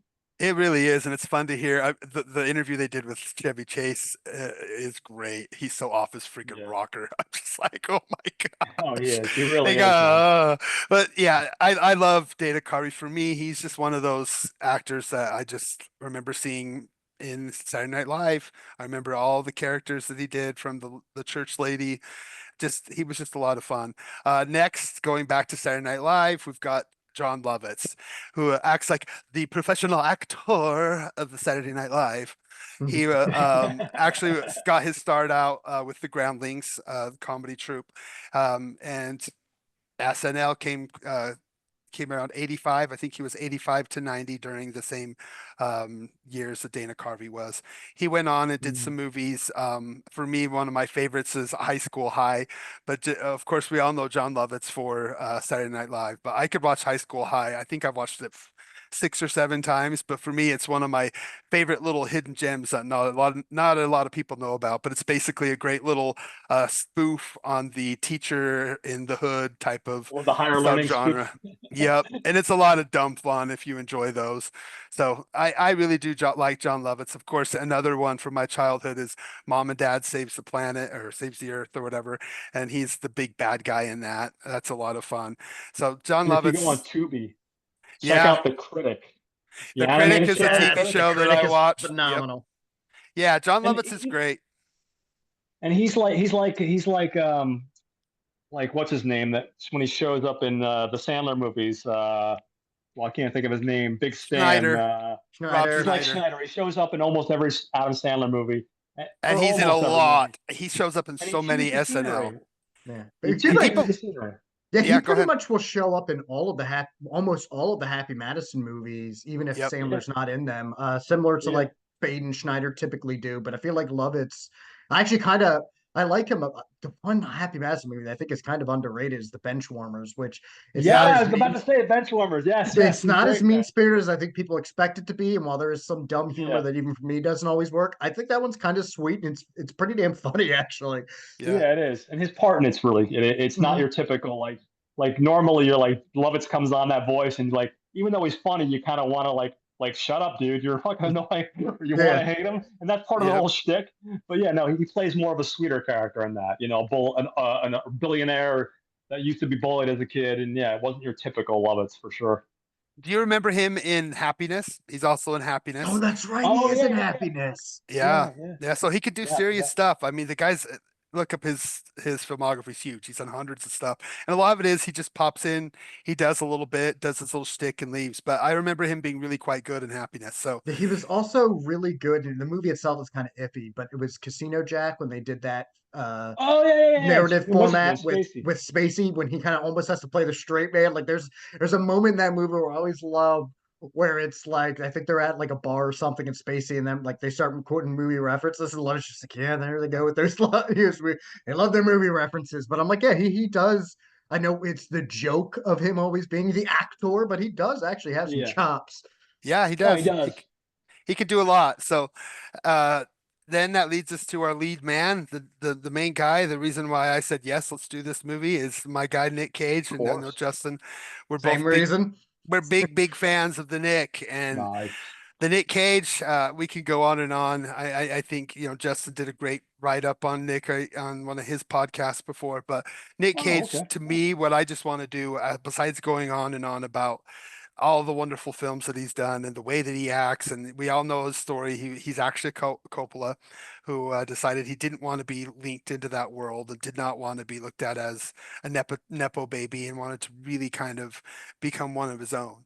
To me, Nick Cage is one of those that I kind of grew up watching his movies. My mom loved him. Like I said, my mom took me to go see uh, gosh, Raising Arizona and movie theater, and I'll never forget it. It was one of those movie experiences that it was so bizarre. I'm like 8 years old, and it was like I was watching a live action cartoon, and it still to this day stands as one of my favorite films. And he reminded me so much of my dad, the crazy hair, the bad mustache, the clothes. It was to my dad to a T, like everything about it, how poor they were. Like it was that movie to me. And as time came on, of course, I loved everything he did. That period in the mid 90s, early 90s, where he's kind of finding himself a little bit. He does some really weird stuff. I really like Red Rock West is a neo noir that he did during that period. That's a film that I don't think people talk about enough or even have watched. So that and Dennis Hopper, perfect movie. Of course, we can talk about Face Off, his Oscar and Leaving Las Vegas, The Rock, uh, recently, Long Legs. Gosh, talk about when we were talking about missing things at the Regal. I missed the freaking Stinger to Long Legs Oh, because I oh, showed up 10 minutes late and I walked in right when Long Legs popped up. Dun-dun. And I'm like, oh. did I just miss something? Usually there's like just starting commercials for movies right now. What the heck? Yeah, I know. Seriously, the one time they're not right. Typical. Ugh, I swear they yeah. know when we're gonna take advantage of it, or and then they're like, oh, you know what? Screw you. Because anytime This I guy do a just had Taco double, Bell. He's not going to make it 5 minutes. yeah, He's gonna make the first 10 minutes. He's still mad. The one time I missed something was because of that. But again, Nick Cage to me, he is film, he is cinema, he is acting. He is that great Mhm. actor who can do whatever, whenever, when asked. And he doesn't care about the movie. He will take anything. Some people say that means he's slumming or that he was too poor. Nah, he just likes Mm-mm. to work. The man Yeah, enjoys to act. He enjoys to create. He enjoys to take something on paper and make it his own. He says that in interviews. Any interview he's done, I've watched, I've listened, I've studied. To me, he is one of those great things of cinema that just keeps giving and giving and giving. And I don't want him to stop. I mean, recently we've hmm had great performances like Pig, but I love when he does the Yeah, campy stuff. I love yeah. Mandy to me. I got the opportunity to see that at Sundance, and that was in a live full audience, was unlike anything I've ever seen. yeah. Just, I got to oh, see that with a packed crowd with my buddy, friend of the show, Jason. When they did, it was mm, just like they were doing. It wasn't even playing full at Regal, but they got like a special Thursday night showing, and then they did the Q&A after, and it ended up being a pretty packed crowd, and like just his performance in that was engrossing, and everyone loved that. The Goblin mac and like it was just such an experience to see that with a crowd. And I lucked out that my Regal decided to like. I guess maybe it was like a Fathom event. Maybe I don't know, but Mm, that's awesome. If you get a chance to see Mandy, I tell everybody, see that thing God, in a so good. crowd. Sucks that it's stuck on Oh, Shutter yeah. and streaming, but Yeah, I when you get wish a I would have. chance to see it.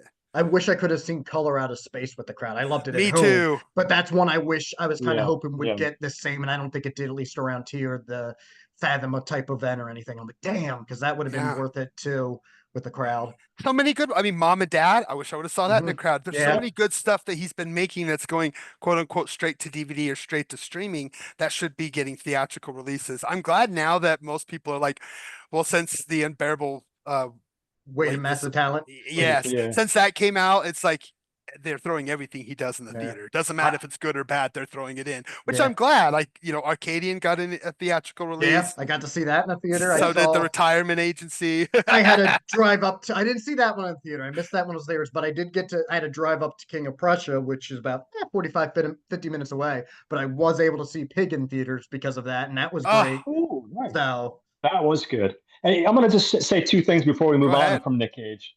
Number one, like, listen, we all know that at a certain point the guy spent too much money and he had to just take some roles. But even when he took some roles, there were some solid films, like you said, Mhm. Pig, Sunshine, the Eternal, I can't remember the full Mandy, Colorado Space, and and he still has mainstream stuff like the Spider Verse movies, Yeah. and he's in Spider Man Noir, which is being done by Prime Yeah. right now. So like this guy is a guy that still managed to put out good stuff. And as far as like the people that like naysay him for putting out stuff that's direct to video, listen, direct to video is not this curse word that once Mhm. upon a time people thought it was just crap. It's not. It's come a long way. I mean, if people are gonna take that approach to the direct to video stuff, look at Morgan Freeman's career. If you look Mhm. at the stuff he's done in the last 10 years, Yeah. look at fucking before Bruce Willis had his memory issue, the Mhm. dementia, whatever the hell he has. Pardon my Yeah. not Yeah. knowing the exact diagnosis. He did a shit ton of crap stuff. Fucking John Travolta, and those guys, if you look at some of that stuff, I haven't seen a lot of it, but some of it looks fucking horrible. That one with Mhm. Fred Durst directed, the one where he's fanatic. I Yeah. swear to God, I was entertained by it, but I was not supposed to be. I was not supposed to be taking that as a comedy, John It's an Travolta. That entertaining was not bad supposed to be a movie. comedy. It's such a Yeah. bad movie.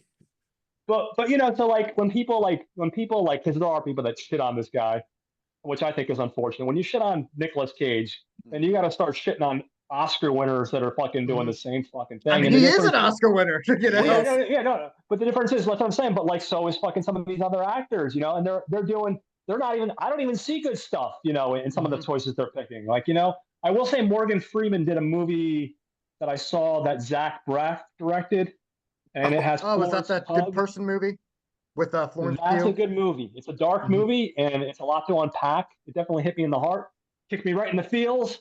That is a good movie. But like for some reason, like I started looking at, like after that, I watched it a couple weeks ago. I started looking at his fucking resume. I swear to God, that was the only movie I recognized in the last fucking Mhm. 8 years that he's done. You know what I mean? So Well, I you, think you when can't. and I brought this up when I think it was Renfield that we were reviewing, Yeah. which was where I went on WatchKit Plus, which was how I could go on my spiel for Yep. Nicolas Cage. I Yeah. think it You did. comes down to, and what bothers me is when people will see something like Pig and they will praise him, but then they'll be like, well, he's finally acting. I'm like, stuff like Renfield or when he does weird performances, Yeah. that's still acting. It might not be a Yeah. form of acting that you like, That but you I like. hate this idea that just because he's chewing the scenery, that's not an easy thing to do. Kenneth Branagh, Yeah. fantastic actor. I don't think he chewed the scenery well in Wild Wild West. Maybe it's not his entire fault, Yeah. but there's an example of an actor that I think everyone traditionally goes, that's a great actor. He finds Yeah. it difficult to, at least in that case, to chew scenery. Nicolas Cage, you might not like that form, but just to say his big acting isn't acting, I think is a disservice. And to both of your guys' credits, I mean, a lot of his, I Yeah. think, direct to video stuff, I mean, it still kind of is now, but a lot of it was like Between Worlds and some of like Rage in the Yeah. mid, Yeah. 2000 stuff or 2015 and that. But when you watch those movies, even if they aren't good, he never looks at He's something as good. being beneath. He's good and he Yeah. doesn't see Yeah. anything as being beneath him. And I Yep. love that. Yeah. He does not slum because it's not in his. He doesn't have that in him. He can't slum. He can't Yeah. look.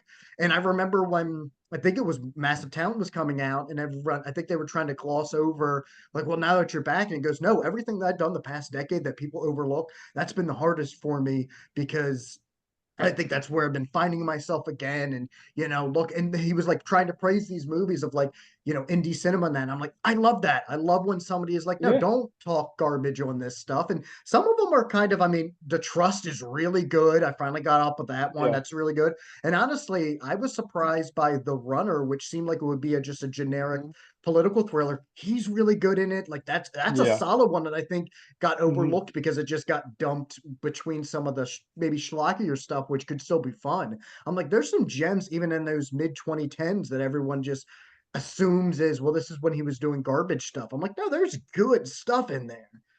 Like Yeah. You just, He did Joe, and Joe then is yeah, absolutely. phenomenal. released Rage like right after. So it's Yeah. like he Doggy doesn't. Dog is great Yeah, and it's great. bizarre, but it's Yeah. so good.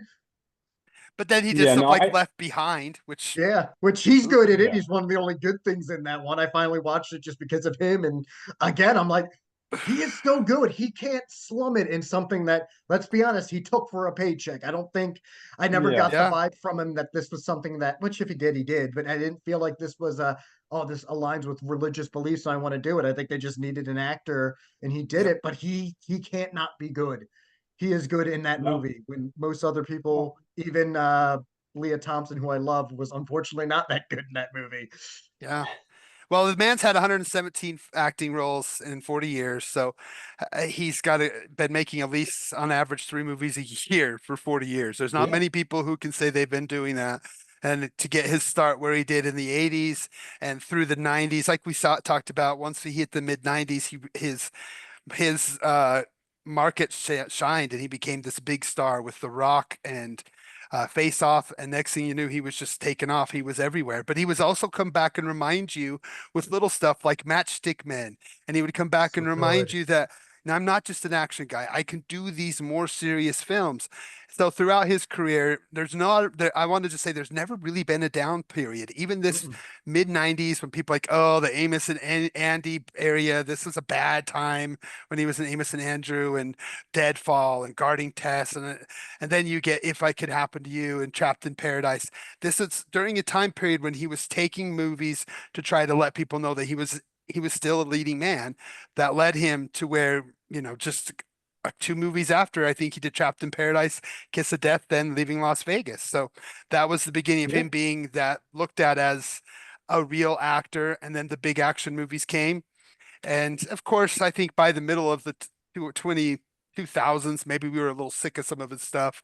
But I enjoyed that period with The Lord of War, The Weatherman, World Oh, Trade Oh, Center. absolutely. Weatherman is fantastic, and that's another one that gets Yeah. No, slept on absolutely. way too much. That is such a good one. So good. That movie is definitely like a homage to Frank Capra. It's like it's definitely Hmm. got the Frank Capra touches on there. You know what I mean?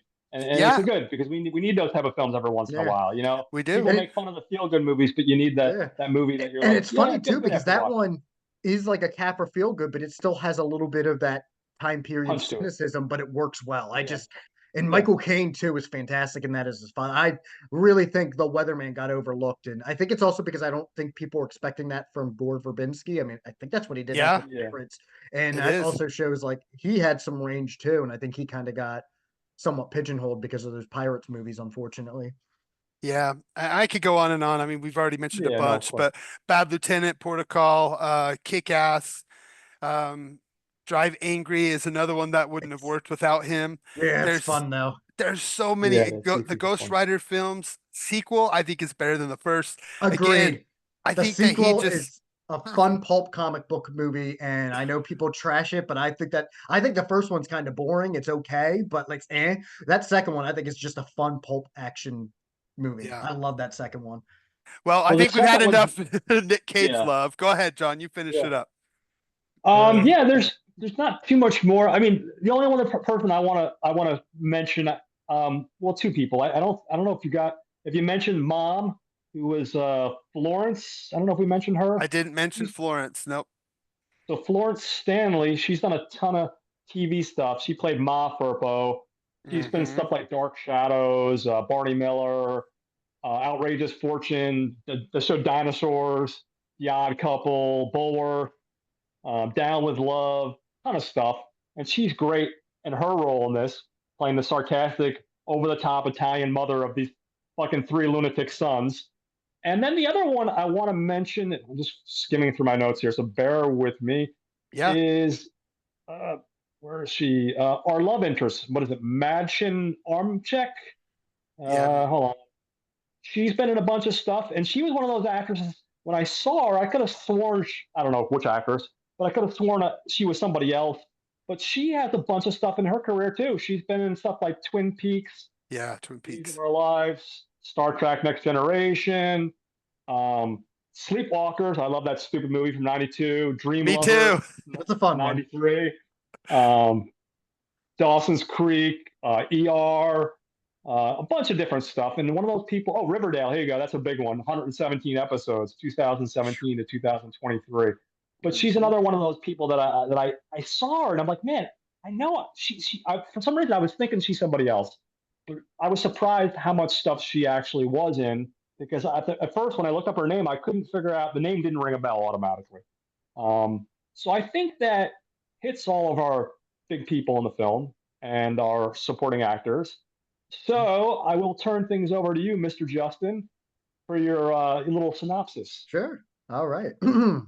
Three criminal brothers find their thieving ways challenged by an idealist small town during the Christmas season.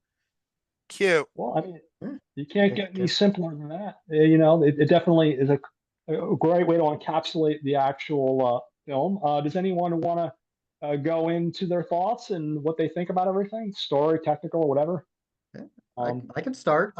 Go ahead. yeah, I yeah, will say this is the second time I watched this. I watched this the first time actually last year. I'd seen clips of this because I used to play on cable a lot, and I always yeah, remember seeing it at like Blockbuster. I just never got around to it in full. And when you asked me to do this, I wanted to do it because it's Nicolas Cage, but I knew you liked it, and I was afraid that I was going to be the heartbreaker because when I watched it last year, it just did not gel well with me at all. On this yeah, rewatch, I still have my issues with it, and I don't think it fully comes together, but it's more amusing and cute than I remember it being. And some of my yeah, grievances, I think either going in knowing what they were going to be, I was more forgiving, or I know what it's going for. And the one I was kind of mhm, surprised that I was critical of because it's not what I thought it was. And what I remember my issue being is I didn't think the three leads had the greatest of chemistry together. The rewatch, I think they have better chemistry because I think I'm noticing with Cage trying to be the straight man, they're supposed to have some combating personalities. So I see a little bit yeah, more of that. But the one I thought was strange was I remember, and I like John Lovitz and Dana Carvey a lot, but they are two people who I think can be, especially Lovitz, they can be pigeonholed into if they have to play too much into their quirks, it can just be obnoxious. And while some of mhm, that still might play in, and I'll get to Carvey in a bit, I remember thinking that about Lovitz, and I have no idea why. Because on this rewatch, I'm like, he's more toned down, and maybe it's because I think we were talking off air. He had done this movie shortly after I think his father passed, and I'll go over some trivia notes, but it had a bit of a troubled production. But there are times where he ends up having to play more of the straight man the longer the movie goes than being the, I guess you could say, quintessential cheesy or obnoxious John Lovitz. He gets some of those moments early on, but I think those moments are actually kind of amusing. Um, the first 40 minutes of this movie, I actually think are very, very amusing. When we're getting the yeah, establishment of, I mean, even just opening up with Cage trying to be a reformed criminal. His brothers are out on parole, but he has been, you know, living the normal the life in New straight York life. City, the Yeah, street life, but he's trying to go straight. He could almost steal a wallet and a bunch of money. And I love him constantly going back and forth with like, do I return this wallet or do I take it? But the confession was great because he goes in, and I immediately, as a reformed Catholic, the priest calling him out for lying about his last confession is 100% accurate because that used to happen to me all the time as a kid. That you were here, so that's already, a strike against you. But then the priest doing the crossword and asking for transgressive, how many letters is that? That's a really cute bit.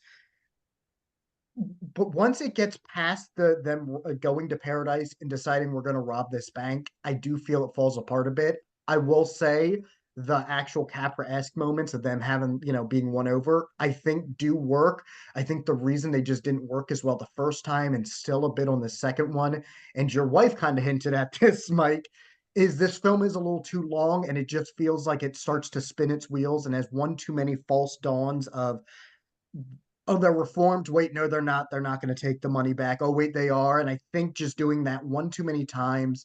And the whole reason they go to paradise is because Lovitz convinces his brothers. Well, one, they convinced Nicolas Cage that after they tried basically robbing a little store because Carvey is a kleptomaniac, that the cops were after him and they have to go hide out in, first they said Jersey's too close. We got to go to paradise because he knew a guy in the Slammer who said his daughter, he has to go, make amends for his daughter, where it turns out there's a little bit more reasoning there. And when they're there, they get teased, or I'm trying to think of the best word. They get tempted. That's the word. That's the T word. Sorry, I have a cat that is crawling all over me and it's not wanting me to speak.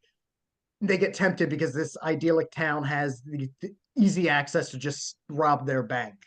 And everything leading up to that is great. When they're stealing and Cage puts on these quintessential Nicolas Cage sunglasses, and then you have Harvey like stealing everything off the tree and eating the gingerbread cookie, and like all of these, there's so many little moments that work in there. And I just think once you introduce the actual prisoner, I think it gets just, even though there's some cute moments there with the mother, I Yeah. think that just kind of drags it down a bit because that's a subplot that unfortunately kind of just drags some of the film down. But I will say, even Carvey, who I like a lot, I remember just being really irritated with him the first time. I do think that this character does not work at full length, but there's a lot of more amusing bits with him having kleptomania and his weird voice, which one of the trivia notes was he apparently based it off of a film producer named Brad Gray, and then a lot of the facial tics was a young Mickey Rourke, which once I knew that going into Okay. the watch, Nice. I'm like, okay, I kind of like this character now because I can actually see those ticks quite a bit.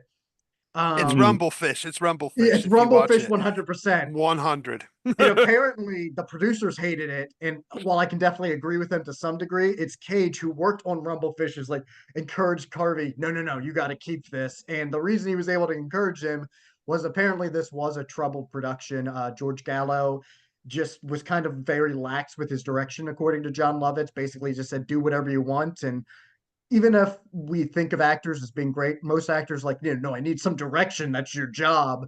And Yeah. apparently Lovett said they all hated making the movie so much because of that they called it trapped in bullshit a lot of the time on the set. So apparently Cage would have to step in at times and try to help direct it, which is why I think, because I remember him being more straight in this. I forgot there are moments in this where his cageisms come out when Yep. they're driving back to New York after he picks them up because they made parole because the overcrowding in the prisons. And I do love the whole bit where he's trying to make this big story about like dinosaurs and pterodactyls and goes, well, I feel that I am like a dinosaur and has been reformed and found himself. That was a clever moment. But when he's doing that and they're like, they keep saying, oh, we should stop off here so we can get that. He goes, get some balloons, I love go that to the part. puppet show. Like Some he gets chocolate milk. the chocolate milk every now and then he gets his little cages and in, which makes me think I wonder if that was him directing those moments. Yep. But they kind of work because it's him just getting frustrated and not being able to handle his brothers. Or like when so they have they need to get the key to the bank vault. There's just so many little like moments here that there is so much gold in here. But once it gets past that 40-minute, even though there's good stuff still in that back half, Richard Jenkins Yeah. is great, like you said, as this somewhat fun-loving cop, but also like kind of getting fed up with this small town's bullshit. Which I love at the finale where they're all at the courthouse or the police station, and he's just kind of flabbergasted with everything that's going on with this town. I thought that was cute. This movie has grown on me. If I would have reviewed this last year, I would have been trashing it. I would have been saying there's no good chemistry, the humor's mostly obnoxious. I found myself laughing quite a bit more in the first 40 minutes of this. I kind of got a little wrapped up in some of the Frank Capra-esque. I still don't think it quite works. I think if this was a tighter 80 to 90 minutes, and honestly, if you got rid, I know the prisoner was kind of bringing them to the town of Paradise, which I should mention because it is a small Pennsylvania town. It is technically a town here in PA. It's more of a part of the Oh, township okay. of Lancaster. So it's only like 15 minutes away from me. This is not, obviously, they didn't film it here. They filmed it in Canada. So it doesn't quite look like what our paradise looks like, but it does have, I mean, there's towns in here that look like that. I kind of wish they Hmm. would have filmed a few scenes just because, hey, we've got Intercourse, which is also 15 minutes away from me. They filmed parts of Witness and parts of For Richer or Poorer there. So, and one of the only good things about For Richer or Poorer is going, oh, I know that. I've been there. um, Nice. but this one's, it's kind of working over me. And honestly, knowing that it's a bit of a trouble production kind of helped me appreciate the more movie a little bit more. I can see what Lovitz, Carvey, and even Cage are going for. I just think that without that direction, which I think becomes very obvious in that last act, I think they were kind of just unfortunately left to the wolves. I do think it's funny that you mentioned, Mike, that Carvey never really hit it big in the movies. And I think it's because his personality for the most part, because they a lot of he's great with like not just impressions obviously, but just crafting these characters. But a lot of these characters either work short term or like I could see why he thought the Master of Disguise would work because that gimmick seems like it would work well, and I don't think it's as bad as a lot of people make it out to be. But it's just his personality is suited either better to skits or, like you said, more podcasts seem great and stand up. I love him as Garth Algar. Those two Wayne's World Oh, movies absolutely. work so well, but for something even Clean Slate, which I need to rewatch, I remember it's just I feel like he was a type of comedian where they wanted to gimmick him more than just letting him find something, and I think that's why he never succeeded in the movies. And sometimes it's just a matter of like I mean, we talked about it earlier. I mean, Adam Sandler had his Adam Sandler role that worked well for his movies, the plots to hang the comedy from. And Mike Myers, even though I've heard he's kind of an asshole to deal with, he found these types of characters that could work like your Austin Powers, like your Wayne Campbell, or even I'm glad I finally got on board with it. So I Married an Axe Murderer is a really good showcase of Mike Myers. It's kind of a shame that Carvey did it. And as for Lovitz, I've always liked him, but he does seem like he suits better as the supporting cast than being the main. Maybe that's why I wasn't as big a fan as High School High, though I will say Strip Club Shakespeare is hysterical, and I will always give credit to that movie for that sequence because that had me howling. Um, yeah, this kind of I want to like this more than I do. I really wish that the second hour was as strong as that first hour, but I do think there are some nuggets in here, and I would actually kind of recommend people check it out. Now, I still have it on VHS. I found it on VHS, so I watched it that way. It was when I watched it last year. It was on Peacock. It's not anymore, so it doesn't look like it's streaming anywhere. I think It is. It's on Tubi. It it is just on Tubi. dropped. It Okay, it just just dropped dropped. yesterday. Okay, Uh-huh. Oh, so nice. but so I kind of would recommend this, even though I have my reservations about it. And if you do watch it and kind of hate it, maybe give it a year because apparently Yeah. maybe it was also because I think I watched it around the same time I would have watched. I was on my Nicolas Cage binge, and It Could Happen to You, which surprised the hell out of me. I did not expect to Hmm. like this Frank Capra-esque, straightforward romantic kind of comedy, but I love Nicolas Cage in that type of Hmm. everyman role. I thought it brought a unique chemistry to it. I liked Richard Jenkins in that as well. So maybe just coming off of that and this one, which doesn't quite know what it wants to be, it almost feels like on that first time watching it, I felt like it was trying to make fun of like the sincerity of these Christmas movies, and that's why it fell flat. But in this time, I'm like, no, I can kind of see where it wants to just be that. But yeah, I mean, there's some. I'm trying to see over my nuts. Even Carvey gets some good lines in here. So there's a bit where when they're leaving the bank, and like I love how the two brothers always end up just driving the wedge in and just like, oh yeah, by the way, I think there are guns in the trunk. And it's just Cage always having to go, oh my God, now this. So they pull over and then Carvey just goes, oh my God, guns. And it's just the way he said it had me howling. Like I wish I would have remembered how amusing some of these moments were the first time I watched it. Because the first 40 minutes of this movie took me by surprise this second time. Yeah. Yeah, I feel the same way.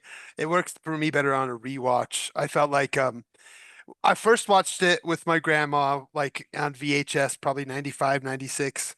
And we liked it. It was silly enough. Then I watched it again I have an old DVD copy that I got somewhere maybe in the early 2010s. And then I watched it again probably maybe a decade ago, and it warmed up on me. It's a movie that you gotta allow it to kind of warm up on you, Mhm, because if you're not ready, and my wife was really thrown back by Carvey. She couldn't handle it. She was like, mhm. does he do this thing the entire movie? And I was like, yeah, but do you watch Billy Madison? Do you not Mhm. watch Happy Gilmore? Which Did is you fair. do you not watch Herbie Halloween? Like, what is it that's so different? Granted, it's a different actor and but it's a shtick. But we allow Adam Sandler to do it, but for some reason this shtick it didn't work for everyone. I kind of liked it this time around, watching it Mhm. way more than I liked Carvey in the past, just because I've grown to really love him as a podcaster. So I've really kind of like learned to really love Dana. So this movie really, on a rewatch, I was watching him the whole time. And of course he's just hamming it up like the whole time whenever he's in the back. He's like, Yeah, and I "Oh, think what's up, guys?"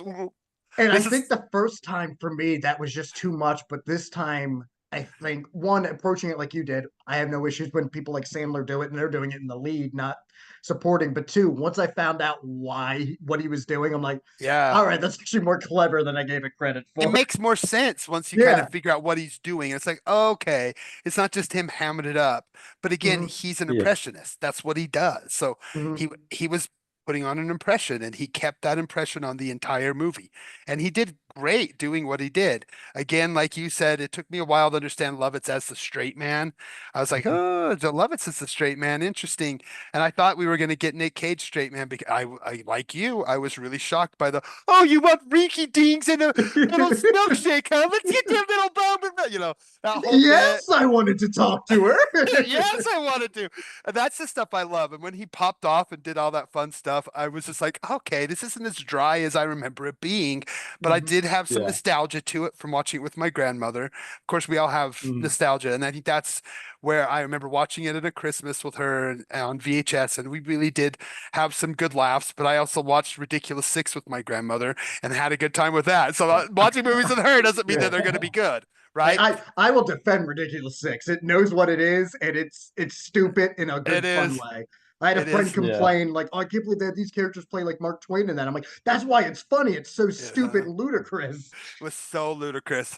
But I mean, I kind of wish this movie would make it a choice to be more Mm, ludicrous or more like Jim Carrey does this stuff all the time where he can be Looney Toony, silly, and still pull off the Capra-esque ending.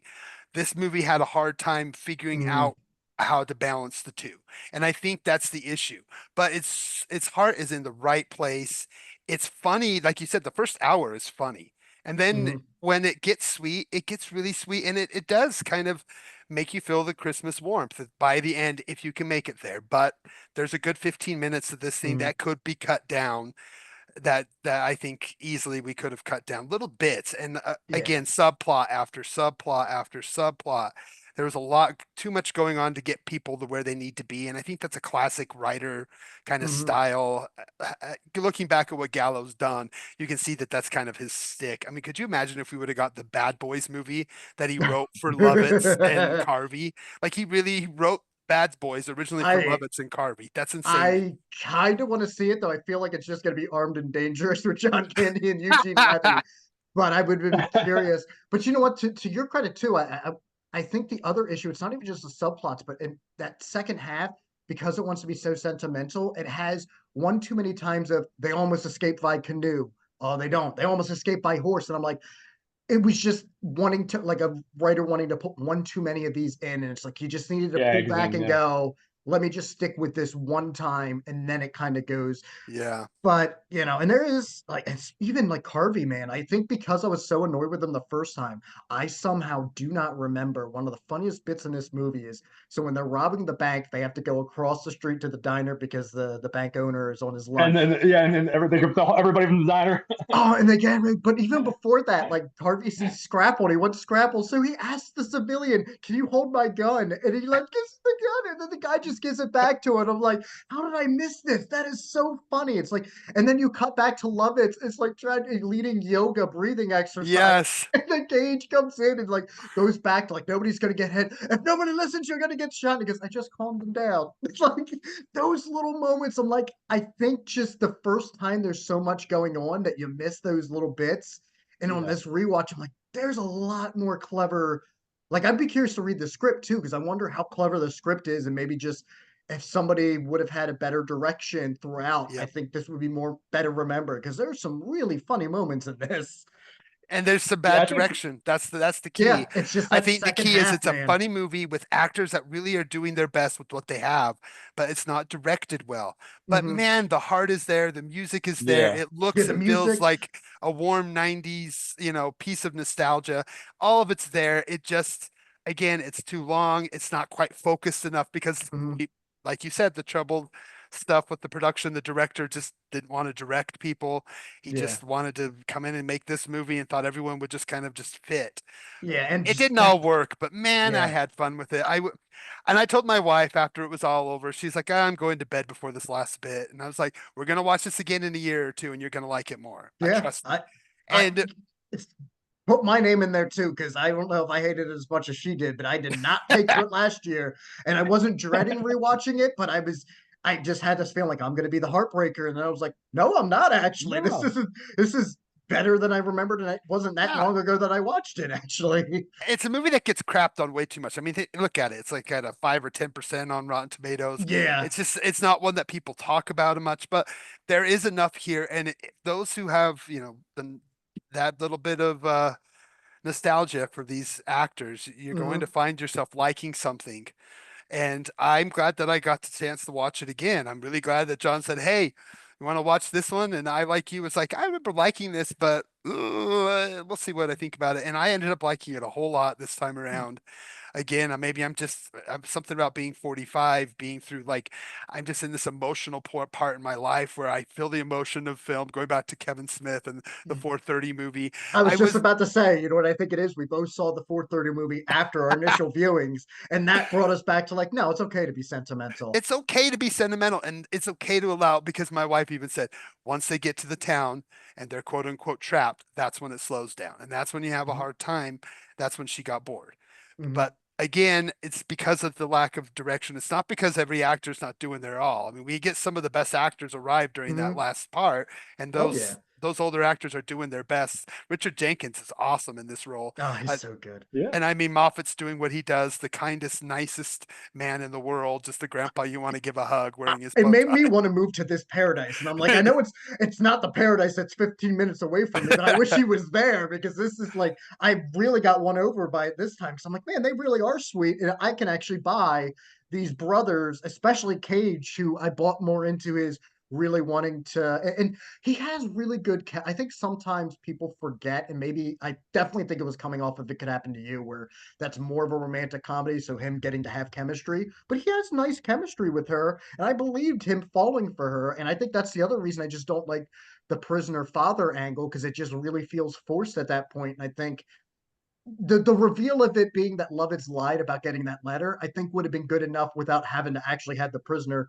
legitimately exist too. I think that would have worked well with the redemption. And honestly, it's funnier if that's just you get that sheepish, like when his mother finds out and he's just like a sheepish child getting yelled at, like maybe it wasn't completely true.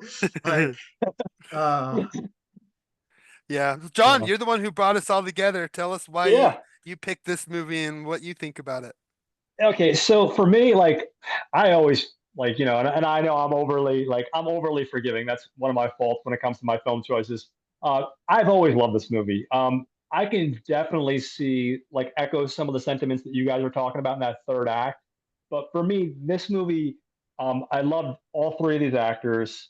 Um, I love Frank Capra is one of my all-time favorite actors or directors, excuse me. So I recognize that some of those themes right off the get-go. But then I also love ridiculous like screwball comedies, and I felt like it encapsulated all those things that I love. And then what really impressed me, like Now, the third act, like for example, definitely has its flaws, and you're right. There's way too many subplots. I can 100% agree with you guys on that. But there's like these little moments in the movie with these character actors that are just hilarious, like the uh, the sheriff and his idiot son. I don't know what is it with idiots in this movie, but first of all, you have Dana Carvey is obviously playing a slow character. They never tell you what he is, but he's slow and he's kleptomania. Then you have the sheriff and his son. His son's a little bit of a slow character, and even like when they first get into town, he apologizes for his son because they almost have like a traffic accident, and he apologizes. Oh, my son's a little bit off. And then when they go to get the ski masks and stuff at the store, the clerk the assistant clerk that's helping him is also a little bit slow. But there's these, and I'm not just saying because I'm making fun of slow people. It's not about what this is about. The reason I point this out is in those three cases, there's moments of little comedy gold that happen between these characters that are our main characters that work really well. And then like little touches like Madchem Amick, the love interest, like not a comic moment, but like the part towards in the third act where she's on to what's going on. Her dad was in jail. She knows these guys are criminals, and she's just like, okay, don't you think we should be going to the bus station? And they have a moment in the cemetery where her and Nick Cage are kind of connecting, but like, like there's these little moments. She doesn't really have as much time to shine because she's not really there for comedy relief. But I feel like there are some moments like that. There, like you said, the sweetness of the characters, like stuff like the bank owner and his wife that takes them in after they think that they're abandoned. Like there's all these little moments that add up to fulfilling a whole, and for me, it just really it hits all the sweet spots.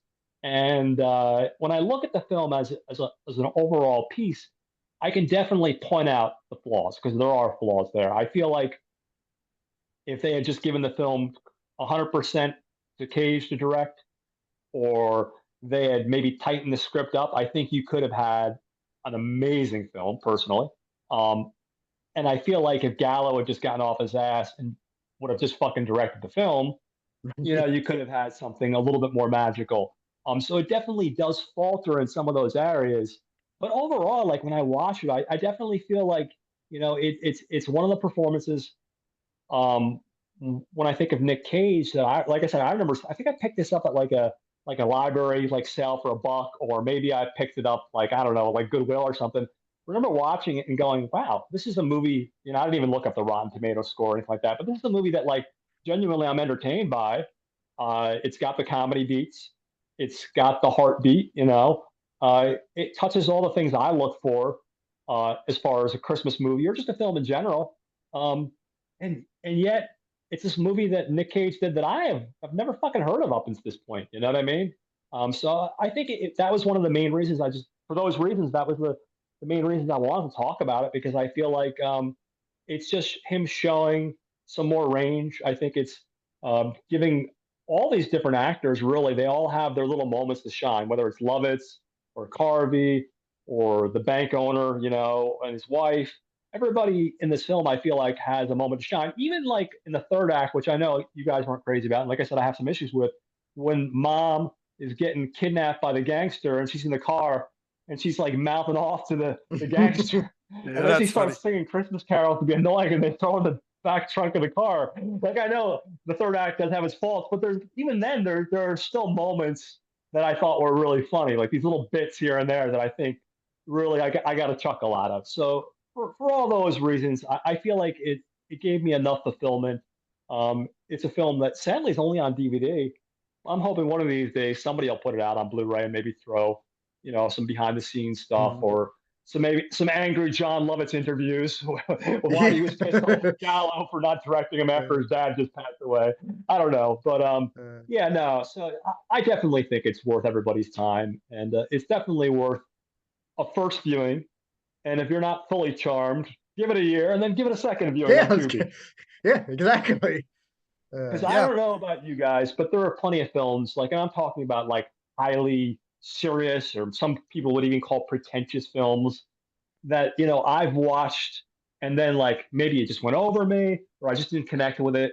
And, I give it a couple of years and I'm like, this is on this streaming service or this is on that streaming service. What the hell? I'll give it a second shot. And you never know. Um, Even films that you saw 10 years ago, you revisit and you have different feelings about, sometimes the feelings stay the same. So I think a lot of films, not all, but a lot of films are worth a revisit because I think sometimes at different points in your life, you connect with a film in a different way that you did. So I like you were saying, Mike, about you're a little more sentimental and how you connected with something like with Smith, like you did 10 years ago, you would have been like, "Fuck that guy," and now Yeah. to see a little bit more, you're starting to see a different way to connect with it. And I think that's the case with a lot of films. Um, Mhm. so that's my thoughts on this particular film. This almost makes me want to rewatch because you have mentioned Amos and Andrew, Mike, and I remember I Yeah. when think I it's on saw here. that too, I wouldn't have understood a lot of what it was trying to go for, but I remember hating that movie. So now I'm kind of like, Yeah, maybe this one won't have the Trapped in Paradise redemption arc, but maybe I'll give it another yeah. shot. You know, I think it's on one of the streaming services. I don't know if it's yeah. Peacock or if it's on Tubi or one of those, but I think it is on I streaming somewhere. might have that one on DVD because Oh, okay.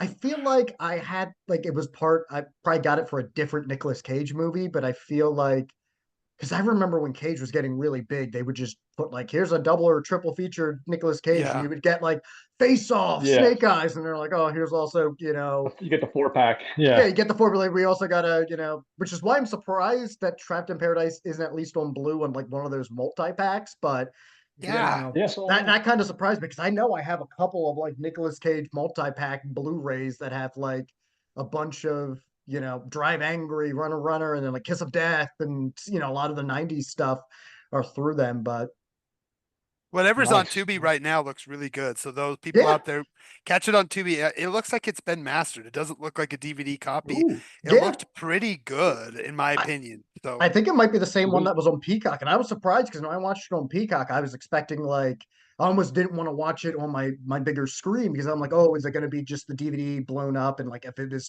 early days of DVD too, where it wasn't even that like 720p yet. But I'm like, oh no, this Yeah, was, and they probably it's one of those sites that it probably got mastered because they play this all the time on like your HBOs and that. So I'm like, it might mhm, not be the best 1080p Blu-ray, but you're telling me you can't throw that on a Blu-ray disc? I mean, I would like some special yeah, features, but even if you don't do that, you can't throw that on there with yeah, another Nicolas Cage movie. Put it on with The Family Man, your Nicolas yeah. There you Cage go. miss. You know what I mean? Absolutely, well, it's one of absolutely. those movies where there's not enough cheerleaders. There's just like this, Yeah. the actors involved have been really negative about it. They both have, I mean, I've heard that chopped in bullshit a lot from, Yeah. because Yeah. if you've heard a Dana Carvey podcast, he always has old Lovitz on and they talk about this movie a lot. And Oh, so they do. that Oh, yeah. one of the main reasons I wanted to rewatch this once you said that, it was because they talk about it a lot and he's had him on the between the 2 or 3 podcasts I've listened to, probably 5 or 6 times, and they do talk about trapped in bullshit, and they do talk about it being one of those moments in time where Carvey liked it. Carvey talks about it being a very Yeah. positive experience for him. This was a big like movie for him to get the first thing outside away from Mike and the SNL world. Mm. So this was a big movie for him, and I think working with Nick and everything that he was doing, he was really excited for it. So to him, he's always like, it was a good experience for me. I mean, I Yeah. know you and Nick hated it, but they do. Yeah. They're not positive about it, but I think Lovitz either way probably wouldn't have had the most amazing experience because the guy Mhm. died, just died. Like maybe he would have had a slightly better perspective, but if you're forced into the work, even if it's work like acting where they feed you and they house you and the whole nine, and your pop just died, and you're like, okay, well you're under a contract, got to get your ass to work. I think yeah. he Mhm. still probably would have had some perspective that wasn't 100% positive. Even if Gallo really did step up to the plate, I think it probably would have been a lot more positive. But I still think it would have had some sort of negative connotation, Yeah. no matter what he Yeah. did on some level. I think personally. And for Cage, like having to step up to direct, Yeah, probably wasn't happy. And I know at this point, Cage was still trying to find himself. I know he wasn't. I mean, I think at that point too, he still wanted to just do more weird stuff like Vampire's Kiss and Wild at yeah, Heart. I think now the older Cage would probably take to it differently, who can see different yeah, perspectives on all these types of films. But at that point, he was definitely more confrontational too. I mean, he's phenomenal yeah, on Moonstruck, and but let's be if you talk to him, he probably maybe now he might, but at the time he would not have had positive reactions because he butted heads with the director because the director didn't yeah, wanted him to tone it down. And in this case, I think it was for the best because that's one of his best performances. But like we always forget too, like when they're always going to have a different perspective than us just watching the movie. And sometimes that helps because once I haven't listened to a lot of those podcasts, I need to, but once I looked into a little bit more of its production, I think that helped shape and was a softer maybe, but a better watch on a rewatch because I'm like, now I can see what Yeah. they were dealing with and what they were going through, as opposed to just coming through and being like, oh, this is a bastardized Capra movie. And I'm like, no, it's got more going to it than I gave it credit for. I mean, even then, like there's a great line here. I mean, we'll go back to another bit with Catholicism, but when he's when Harvey wants to confess and he goes, they don't have confession. The Protestant, you're bullshitting me. It's just the way he so genuinely was taken aback that another religion doesn't have, confessions was great. Like there's little moments, or like you said too, with like when we see them in the clerks in the store and he's like doing the maze. Which way is the mouse heading? It's a little, they're Well, little start with the cute. cheese. Yeah, start with the cheese. There are little cute moments in this that I'm like, I Yeah. was almost, and it was only a year ago, but I was in a weird jaded mood, I guess. I just wasn't taking to it right away. And on this rewatch, I'm like, Yeah. okay, I see what you're going for now. Yeah. No, definitely for sure. So, well, thank you guys again for coming on 2 weeks in a row, man. You guys are doing the double duty. Appreciate Woo-woo. it. Um, Justin, I know you got your big Christmas special I coming do, up, sneaking yes. up on you with this Saturday. Do you want to remind people about it and give everybody a heads Yes. up or again? So I can let you all know we will not be watching Trapped in Paradise, but what we will be doing is everything is a mystery. It's 12 hours from noon Eastern to midnight Eastern, obviously. And it's going to be some weird, crazy cartoons, specials. I've got a really, really bonkers movie lined up that should start around 10:15, we'll say, Eastern time, Mhm. just to give some wiggle room. They're always a blast. You don't have to come for the whole thing. If you can make it for the whole thing, that's great, but it's just 12 hours of just crazy specials, some Christmas commercials and breaks thrown in. It's going to be a lot of fun. It's on Cosme. So if you are on the Facebook page or on Facebook, I do have it back temporarily because it's the easiest way to promote. There's a Facebook event page. It's GGT Xmas 24. I thank Will and Sammy for allowing me to still use their name. I always make sure, like when I'm picking stuff, I'm like, I hope that this would live up to the GGTMC title, but it sounds like it will. It's always fun. I missed last year's Christmas, so kind of playing catch up on that. I've got some. I feel like it's finalized right now. I don't think I'm going to change anything. I always could, but I like the lineup I've got. I've got some really kooky stuff lined up this year. Well, You we still, thank you for your hard work, man, because that's a Thank you. lot. Yeah. Lot goes into that. Yes, yeah, both this and the Halloween one I basically work on throughout the year looking for stuff. I honestly it's gotten a little easier because I used to just exclusively do it off of stuff on YouTube, but then the problem was if it gets taken down, if somebody Yeah, deletes their then channel. you have to find substitute stuff. So going elsewhere and finding and saving the videos and putting them on flash drives has actually made it a little bit easier the past few years because then I can also do this, plan it throughout the year and not have to scramble at the end of like, oh, back in March I found this crazy thing and now it's no longer here. If I find it in March, I save it and that Smart. way. So it makes it a little bit easier. So I've gotten a little bit savvier. But yeah, so if you're wondering how long it takes for these, usually about a year, but I have fun just, and so many of my YouTube channels too are like old commercials. So there's so many times Mhm. somebody's just like they'll have tapes. So it's like here's a bunch of Christmas commercials and it's April and I'm like bookmark, save it to a playlist. I might use that later. you still do Awesome. family friendly stuff in the beginning, right? Yeah, so I try to Yeah. do where in the first few hours it'll be the cartoons and then more family friendly specials. And as later it gets into the night, since we're on Eastern time, is where it gets a little bit more adult. That way you can bring your kids in that. And I try to make sure with the breaks as well. And also some of it too, especially with the Halloween one. The Christmas, I try to get a little bit, since that's usually the more jollier holiday. The later it goes, getting a little bit more transgressive with it. But for Halloween, my big thing is since we celebrate horror year round, I love the kitschier stuff that you grew up with as a kid. So Halloween, I Mhm. try to. That one ends up usually for the majority of it, outside of throwing in like a Tales from the Crypt. That almost always is like more child friendly because I'm like that's part of the Yeah. charm of Halloween is taking horror Yeah. and making it more accessible in my mind. But Mm. this year, I will say the one thing I got away with was I was noticing a lot of the stuff I had planned and I didn't try it was coming from like the early to mid 90s. I'm like, I want to spread a little bit more out. So I put some things out for the next year because I'm like, I don't want it being very 90s heavy. I want to have 70s, 80s, and 90s, and a little bit of the 2000s. I kind of wanted more representation. So sometime I try to get in my head too, and I'm like, let's try to get all decades presented. Awesome, Nice. man. Well, I'm looking forward to. I'm definitely going to be making sure I check some of that out on Yes. this upcoming this Saturday. Yes, Yeah, Saturday, the was that the Saturday. 7th? Is it the 6th or the 7th? The Awesome. 7th. We are Saturday on the the first 7th. of the month. That's so Saturday, Very December cool. 7th from noon to midnight Eastern. So Nice. And Mike, again, thank you for coming on. I don't know if you have Yeah. anything to promote. I know you're. I always see him write up little reviews on Facebook.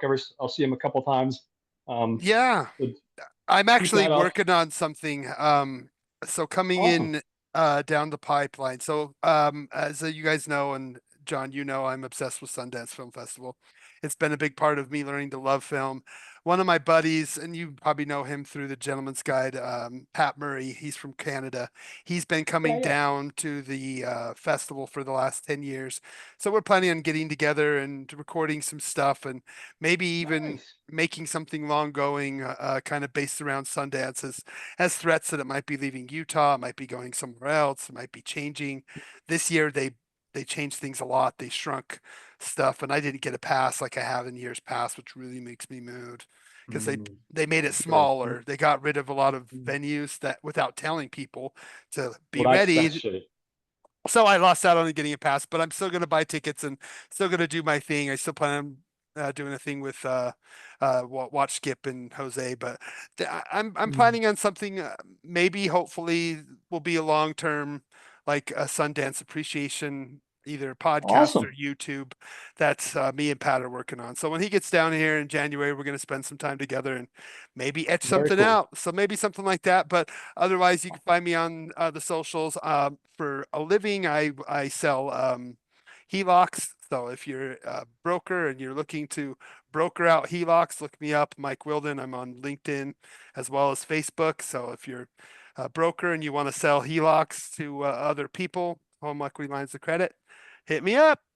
Thanks, John. Appreciate it. Awesome. No Justin the problem, Red. man. Love This is you, great. brother. Love you, man. Always This a is pleasure. fun.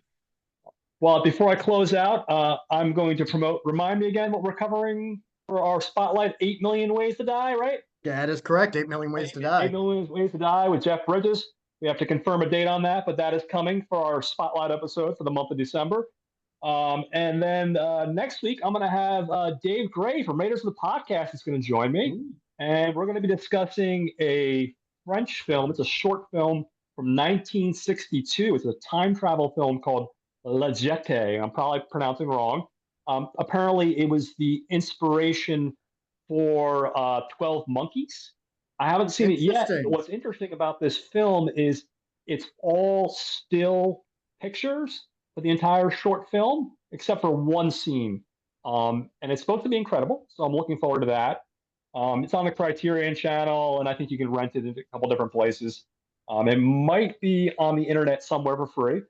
And then we're also going to talk about another time travel film, an independent film that came out in 2023 that I recently watched called Aporia. This is by a director named Jared Moshe, Moshe, and it stars Judy Greer. And I thought it was a really interesting time travel film. So we're going to be doing that next Sunday. So that's what I have coming up on the channel, besides the new Spotlight episode. I'm going to give a shout out to some of our fellow podcasters that you guys should be listening to. This week, I'll start off with the Not a Bob guys, Troy and Brad. This week was a fun week because they covered our buddy Jose's one of his favorite films, Madam Web. And I listened to it last night. It was fantastic. They listen, Troy and Brad. You guys really went in hard on poor Jose. Jose felt what I felt like on Euro trips. they really went. They really went off on him.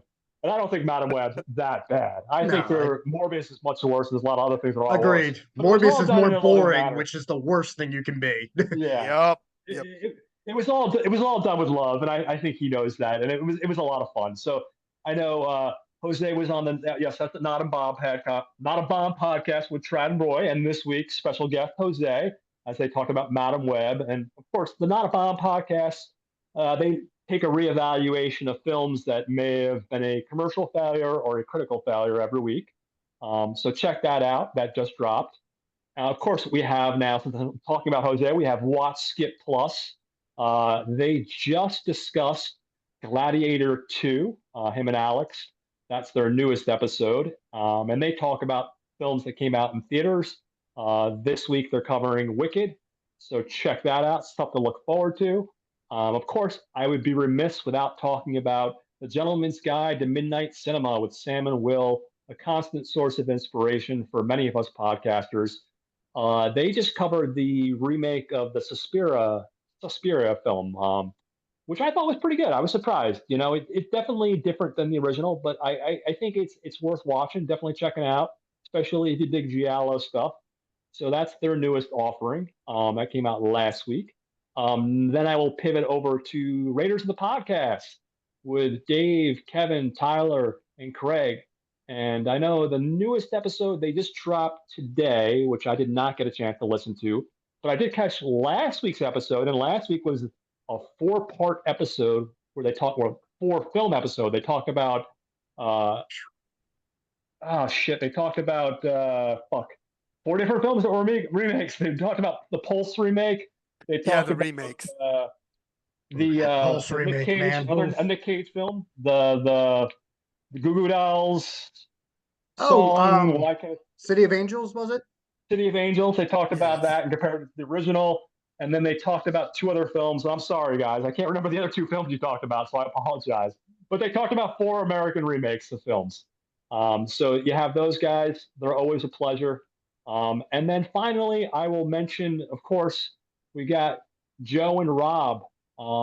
And Joe and Rob are Caliber 9 from Outer Space, and they also do two features each week. They talk about an A feature and a B feature, and it's just a wonderful show. So those are all podcasts that you guys should be checking out. If you enjoyed this podcast, feel free. Tell me your thoughts, your feedback.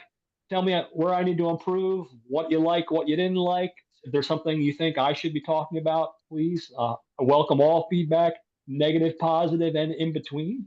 And thank you for listening. It's been a pleasure again having you guys. Great time. And I look forward to seeing everybody next week. I hope everybody has a great weekend. Okay.